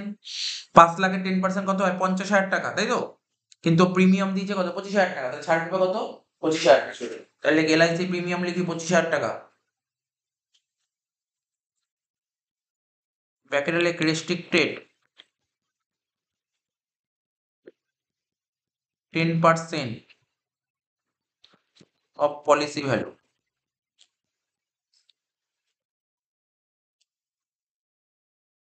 তাহলে পিপিএফ হলো, এলআইসি প্রিমিয়াম হলো, কি বললাম? পিপিএফ হলো, এলআইসি প্রিমিয়াম হলো, ঠিক আছে? কি লিখলাম প্রথমে? পিপিএফ হলো, এলআইসি প্রিমিয়াম হলো। আচ্ছা, এবার কি লিখবি? আরেকটা আসবে, প্রিন্সিপাল অ্যামাউন্ট অফ লোন, লেখ প্রিন্সিপাল অ্যামাউন্ট অফ লোন। মনে পড়ছে কত হবে? 1,00,000 টাকা বলেই দিয়েছিল, একদম লাস্ট অ্যাডজাস্টমেন্টে বলেছিল। বাড়ির লোন, মানে বাড়ি করার জন্য স্টেট ব্যাংক অফ ইন্ডিয়া মানে এসবিআই থেকে লোন নিয়েছিলাম। লোনটা তো রিপেমেন্ট করতে হবে, 2,00,000 টাকা দিচ্ছি এবছর, তার মধ্যে 1,00,000 টাকা প্রিন্সিপাল আর 1,00,000 টাকা ইন্টারেস্ট। এখানে প্রিন্সিপাল 80C তে প্রিন্সিপাল অ্যামাউন্টটা আসে কত? 1,00,000 টাকা, লেখ।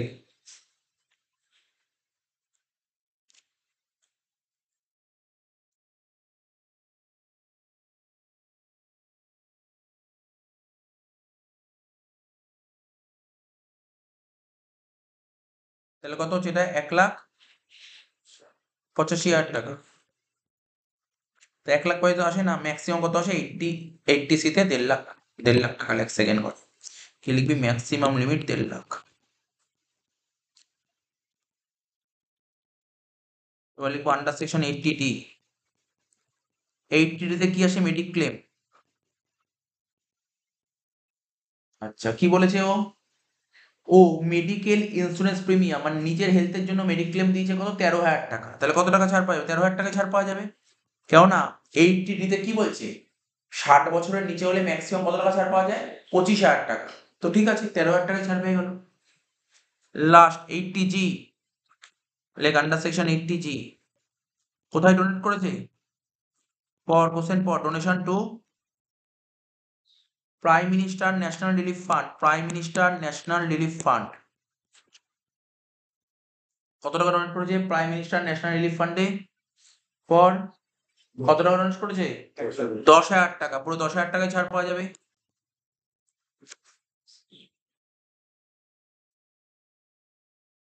ঠিক আছে, আর কিছু নেই এখানে। তাহলে 1,50,000 আর 13 কত হয়? 1,63,000 আর 10 1,73,000। এত টাকা ডিডাকশন পাওয়া গেল। মাইনাস কর 14,98,000 থেকে 1,73,000 বাদ দে। 13,25,000 এটা হলো টোটাল ইনকাম। লেখ 13,25,000 টোটাল ইনকাম। টোটাল ইনকাম বেরোলো 13,25,000। ঠিক আছে, টোটাল ইনকাম কত বলো? 13,25,000। এবার ট্যাক্স বের করবো, তাহলে অঙ্ক শেষ হয়ে যাবে। লেখ প্রথমে কি করব? ট্যাক্স অন লটারি ইনকাম, তাই তো? Tax on lottery income. তো লটারি থেকে কামিয়েছিলি কত? লটারি থেকে কামিয়েছিলি কত? 1,00,000 টাকা। 1,00,000-এর 30% করলে 30,000 টাকা পেলে। 1,00,000-এর 30% 30,000 টাকা। তারপর কি করব? Tax on long term capital gain. অঙ্কের শুরুতেই বলছিলাম লং টার্ম ক্যাপিটাল গেইনের উপর কত হবে? 20%। 1,25,000 20% কর, কত হচ্ছে দেখ। 1,25,000 উপর 20% করে দেখ কত হচ্ছে।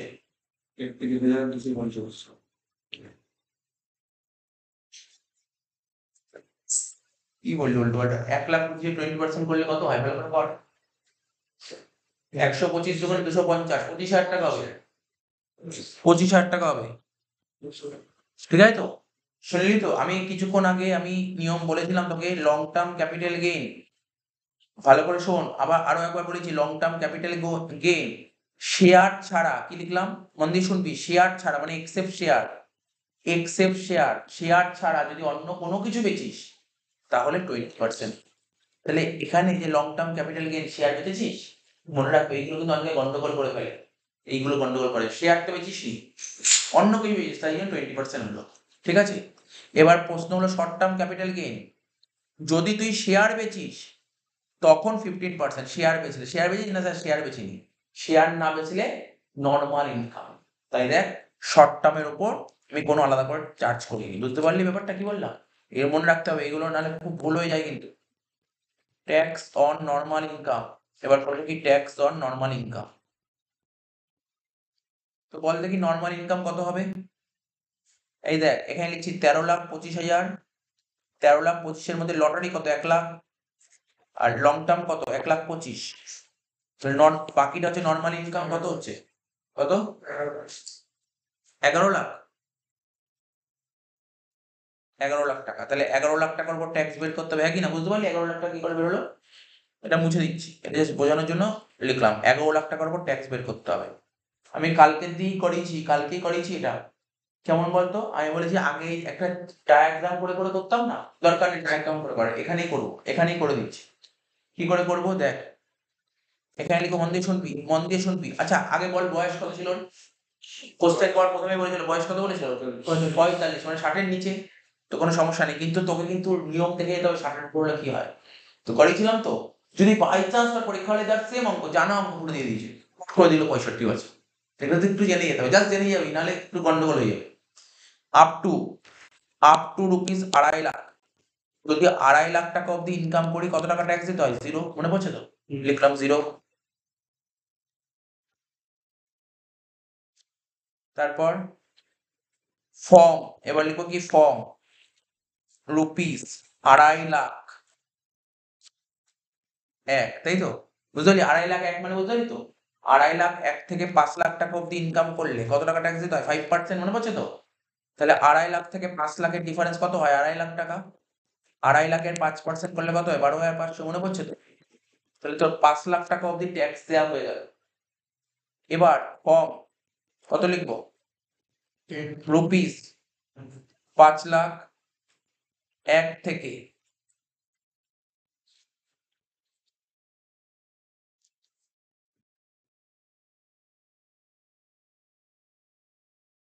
10 লাখ, মানে কত হচ্ছে বাকি 5 লাখ টাকা। 5 লাখের উপর কত পার্সেন্ট ট্যাক্স দিতে হবে? 20%। 1 লাখ টাকা, তাহলে তো 10 লাখ টাকা অব্দি ট্যাক্স দেওয়া হয়ে গেল। কর গৌরব, 10 লাখ টাকা অব্দি ট্যাক্স দেওয়া হয়ে গেল। আমার কত টাকার উপর ট্যাক্স বের করতে বলেছে? 11 লাখ, তাহলে বাকি রইল কত? 1 লাখ টাকা। লিখবো ব্যালেন্স রুপিস 1 লাখ, কত পার্সেন্ট হবে? 30%। তাহলে 1 লাখে 30% করলে কত হবে?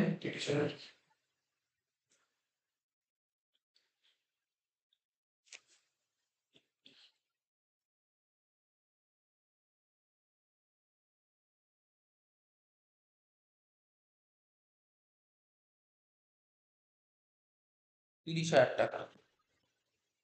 তাহলে কত হচ্ছে? 1,30,000 1,42,500 টাকা হয়ে গেল। হিসাব কর, 1,42,500, 25,000, 30,000 যোগ করলে কত হচ্ছে? 1,97,500 টাকা। ঠিক আছে, তো এর থেকে কি করতে হয়? রিবেট মাইনাস করতে হয়। যদিও রিবেট পাবে না, বাট ফরম্যাট মেনটেন করতে হবে। রিবেট পাবে না, কেন রিবেট পাবে না? ওর ইনকাম 5 লাখ টাকার মধ্যে হলে রিবেট পেতে হবে, 5 লাখ টাকার ওপর হলে রিবেট পাওয়া যায় না। তাহলে কত হলো এখানে? 1,97,500 টাকা। ঠিক আছে, তো এর সাথে কি করতাম? হেলথ অ্যান্ড এডুকেশন সেস যোগ করতাম, মনে আছে তো? হেলথ অ্যান্ড এডুকেশন সেস যোগ করতাম।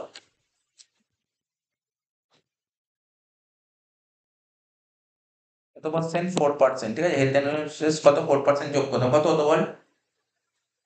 1,97,500 উপর 4% করলে কত হয়? করে দেখ, এই টাকার উপর 4% করলে কত হয়?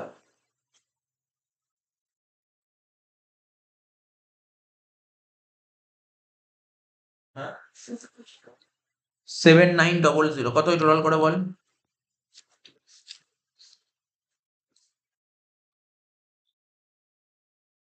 টোটাল করে 2,05,400। দেখ কর, 2,05,400। এটাকে এটাকে বলা হয় ট্যাক্স লাইবিলিটি। এই টাকাটা ট্যাক্স পে করা উচিত, কিন্তু ও এর মধ্যে কিছু টাকা দিয়ে দিয়েছে, এটাকে বলে টিডিএস অন লটারি। মনে পড়ছে? লটারি থেকে কামিয়েছিল কত? 70,000 টাকা। লটারি থেকে কামিয়েছিল মানে ও হাতে পেয়েছিল কত? 70,000 টাকা, কিন্তু অ্যাকচুয়াল ইনকাম তো 1 লাখ টাকা হয়েছিল। তাহলে গভর্নমেন্ট কত টাকা নিয়ে নিয়েছিল? 30,000 টাকা। মাইনাস কর, অঙ্ক শেষ। 1,75,400 টাকা, এটাকে বলা হয় ট্যাক্স পেবেল। এই টাকাটা ওকে পে করতে হবে, ট্যাক্স পেবেল। শেষ হয়ে গেল অঙ্কটা, ঠিক আছে?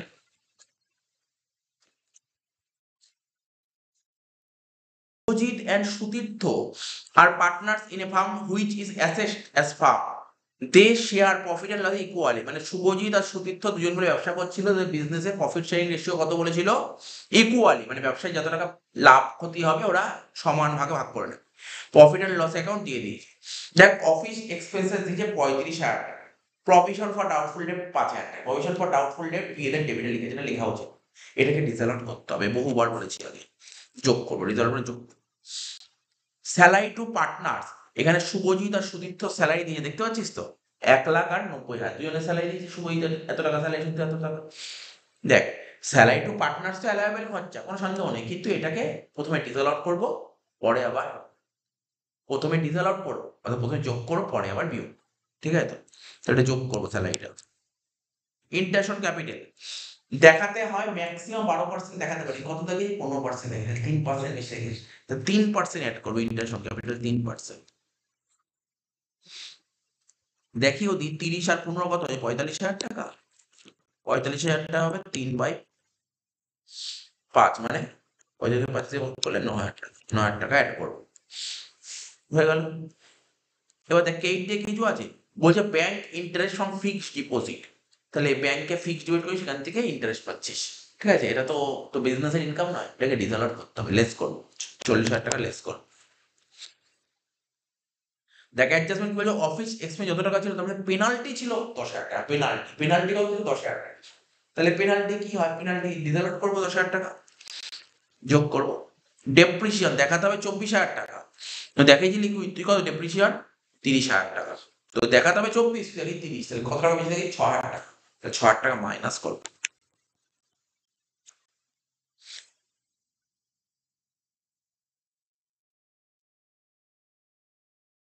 কি করতে হবে? আরেকবার দেখে নিচ্ছি দাঁড়া। আমাকে দেখাতে বলে 24,000, আমি দেখি 30,000, তাহলে 6,000 টাকা বেশি দেখি। 6,000 টাকা খরচ বেশি দেখানোর ফলে আমার কি হচ্ছিল? প্রফিট বেড়ে গেছে। খরচ, ঠিক আছে তো? খরচ বেশি, খরচ দেখিয়েছিলাম, দেখ আমি বলে দিচ্ছি, আবার বলে দিচ্ছি। আমাকে আমাকে দেখাতে বলেছে, ডেপ্রিসিয়েশন দেখাতে বলেছে 24,000 টাকা, ঠিক আছে তো? কিন্তু আমি ডেপ্রিসিয়েশন দেখিয়েছিলাম কত? 30,000 টাকা। আমি 6,000 টাকা খরচ বেশি দেখিয়েছিলাম। তো আমি যত টাকা খরচ বেশি দেখাবো তাহলে প্রফিট কমে গেছে, তাহলে এখন বাড়াতে হবে, এটা প্লাস করতে হবে 6,000 টাকা, ডেপ্রিসিয়েশন 6,000 টাকা অ্যাড করতে হবে। আর কি বলেছিল? ইনকাম ফ্রম আদার সোর্সে, শুভজিতের আর সুদীপ্তর দুজনেরই ইনকাম বলে দিয়েছিল। দেখ শুভজিৎ আর সুদীপ্তর ইনকামটা বলে দিয়েছিল। দেখ ইনকাম আদার সোর্স, এটা কোনো কাজে লাগে না। এটা কোনো কাজে লাগে না। যদি বলে আমাকে শুভজিতের ইন্ডিভিজুয়াল ইনকাম বের করো, সুদীপ্তর ইন্ডিভিজুয়াল ইনকাম বের করো, তখন লাগবে। আমাকে বলেনি, আমাকে বলেনি শুভজিৎ কত টাকা ইনকাম করেছে, এটা বের করতে বলে। তো এটা এই এন্ট্রিটা বেকার দিয়ে কোনো কাজে লাগবে না। ঠিক আছে, তাহলে চল প্রথমে অঙ্কটা স্টার্ট।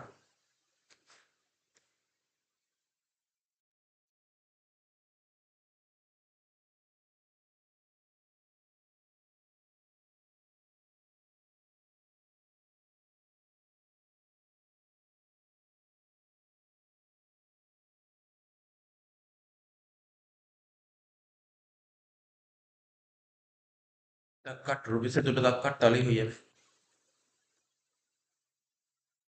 প্রথমে কি লিখতাম? Net profit as per profit and loss account লেখ।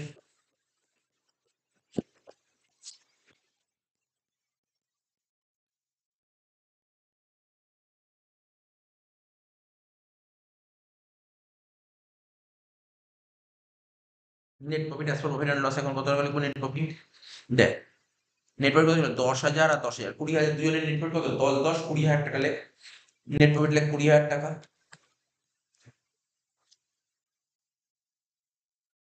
ঠিক আছে, নেট প্রফিট লেখ 20,000 টাকা, লেখা হলো নেট প্রফিট 20,000 টাকা।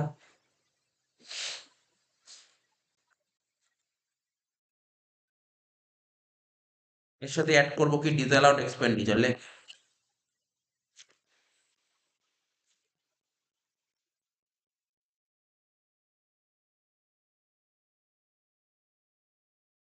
এবার তো বলেও দিলাম ডিসঅ্যালাউড কি কি আসবে, তো অসুবিধা হবে না তোদের খুব একটা।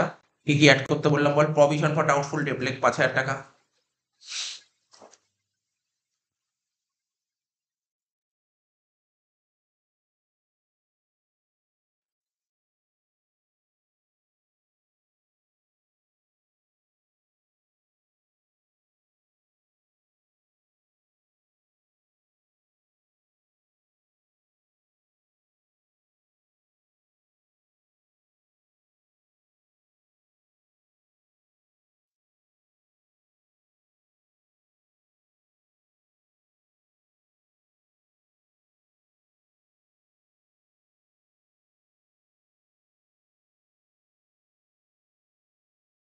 কি লিখবো? Provision for doubtful dates.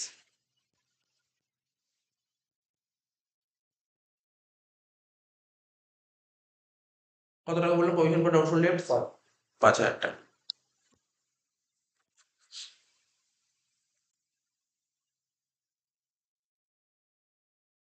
হয়ে গেল প্রভিশন ফর ডাউটফুল 5,000 টাকা। তারপর কি ছিল? ডেপ্রিশন 6,000 টাকা অ্যাড করো, লেখ ডেপ্রিশন অ্যাড লেখ। লেখ ডেপ্রিশন লেখ 6,000 টাকা।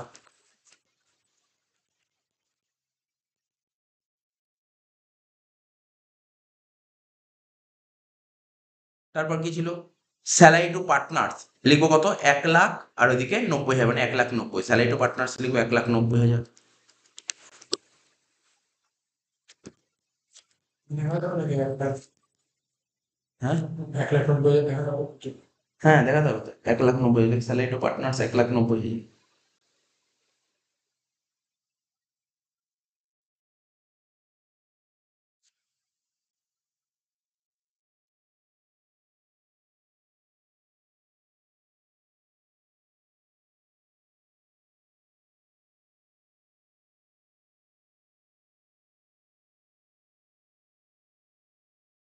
স্যালারি টু পার্টনার্স 1,90,000 হয়ে গেল। তারপর কি লিখবো? ইন্টারেস্ট টু পার্টনার্স, তাই তো? ইন্টারেস্ট টু পার্টনার্স লেখ ইন্টারেস্ট টু পার্টনার্স।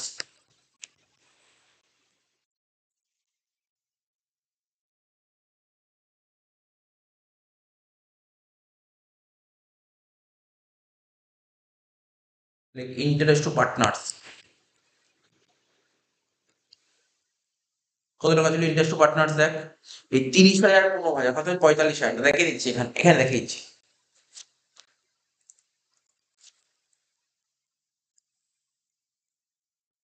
45,000 এটা কত সমান? 15 সমান, তাহলে এক্সট্রা কত? 3 5 মানে 9,000 টাকা। নেক্সট কি বলেছে? হয়ে গেল এত অব্দি। পেনাল্টি, পেনাল্টি 10,000 টাকা, যে কিছু না বলে পেনাল্টি 10,000 টাকা লেখ পেনাল্টি। লিখবি penalty paid to custom authority কত? 10,000।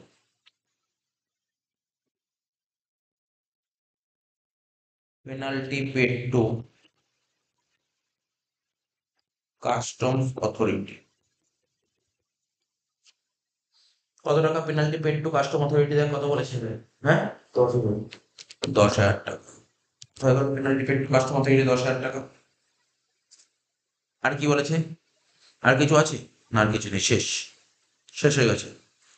এবার দেখি নিচে দেখি, এখানে সব করে যোগ কর, অ্যাডে আর কোনো আইটেম নেই, যোগ কর। 2,20,000 5 আর 6 11, 1,90,000, 1,90,000, 11 আর 9 20,000, 20,000 আর 10 আর 30,000, মানে 2,20,000, 2,20,000 আর 20 মানে 2,40,000। কি লিখবো? 2,40,000 হয়ে গেল। এর থেকে লিখবো কি? ডিসঅ্যালাউড ইনকাম, মাইনাস করবো কি? ডিসঅ্যালাউড ইনকাম।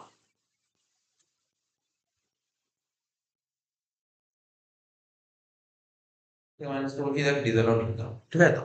ডিসঅ্যালাউড ইনকামের মধ্যে কি ছিল? একটাই আইটেম ছিল, bank interest for fixed deposit 40,000 টাকা, লেখ।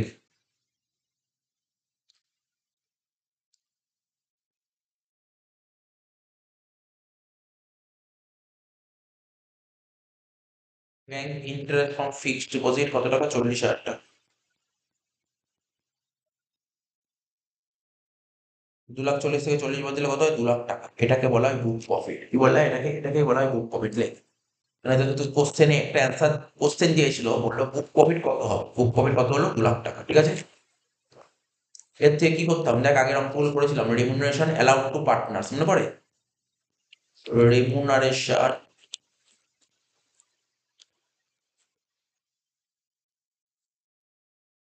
অ্যালাউ পার্টনার্স, ঠিক আছে, remuneration allowed to partners.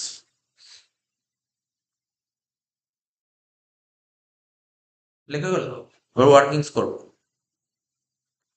Workings এর নাম কি দেবো?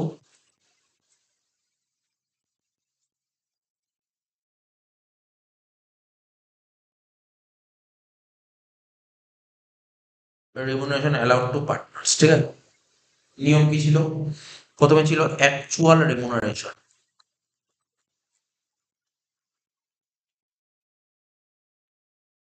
অ্যাকচুয়াল রেমুনারেশন কত ছিল বল? 1,90,000 1,90,000 অ্যাকচুয়াল রেমুনারেশন। আর কি লিখবো? ম্যাক্সিমাম লিমিট,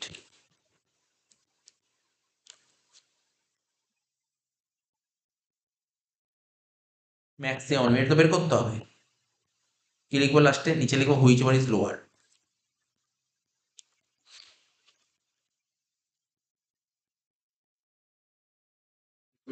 ঠিক আছে। তাহলে এখানে লিখি ম্যাক্সিমাম লিমিট। ম্যাক্সিমাম লিমিট কি লিখেছিলাম?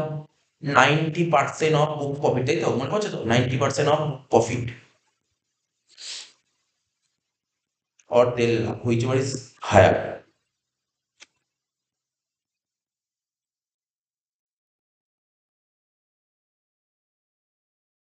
ঠিক আছে। তো বুক প্রফিটের 90%, বুক প্রফিট কত ছিল বলো? বুক প্রফিট 2,00,000 টাকা। 2,00,000-এর 90% একবারে করলে কত হয়? 1,80,000, কি রে? আর 1,50,000 বড় কোনটা? 1,80,000। তাহলে এখানে ম্যাক্সিমাম লিমিট হবে 1,80,000 হয়ে যাবে। তাহলে দুটো ছোট কোনটা বল? 1,80,000। সিম্পল জিনিস, তাই না? সিম্পল জিনিস, লিখে লিখে করলে কত সিম্পল হয়। 1,80,000 হয়ে গেল হুইচ ওয়াজ লোয়ার। রেমুনারেশন কত হবে এখানে? 1,80,000। 3,00,000 বেশি হলে 60%। হ্যাঁ শিখেছি। 3,00,000-এর বেশি হলে একবার দেখে নিবি। 3,00,000-এর বেশি হলে, 3,00,000-এর বেশি হলে তা 3,10,000 আছে, তা 3,00,000 অব্দি 90%, তো বাকি 10,000 উপর 60%। স্ল্যাবে 3 লাখের বেশি হয়ে গেলে স্ল্যাবে 2 লাখ থেকে 1 লাখ 80 বাদ দিলে কত হয়? 20,000 টাকা। এই যে 20,000 টাকা হলো, এটাকে লেখ, এ দিয়ে লেখ প্রফিটস, ঠিক আছে? কি লিখবো? Profits and gains, profits and gains of business or profession, ঠিক আছে? এবার বি দিয়ে লিখবো কি? Income from other sources.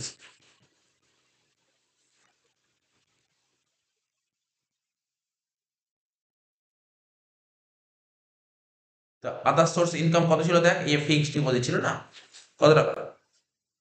40,000 টাকা। 20 আর 40 যোগ করে কত হলো? 60,000, ঠিক আছে? তো 20 আর 40 যোগ করে কত হলো? 60,000। এটাকে বলা হয় কি? টোটাল ইনকাম, ঠিক আছে? এটাকে কি বলা হয়? Total income.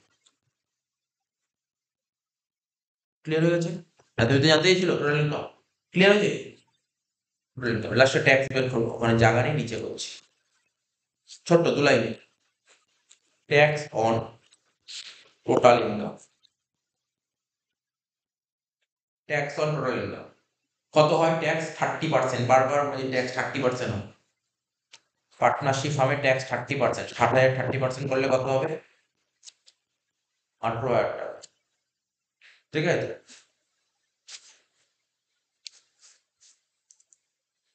তারপর কি করবো? এর সাথে যোগ করবো হেলথ অ্যান্ড এডুকেশন সেস,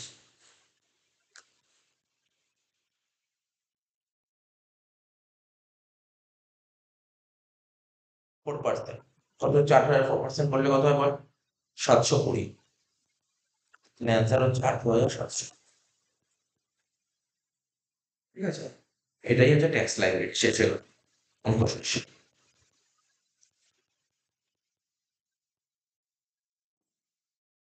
শেষ হয়ে গেল ট্যাক্স লাইবিলিটি।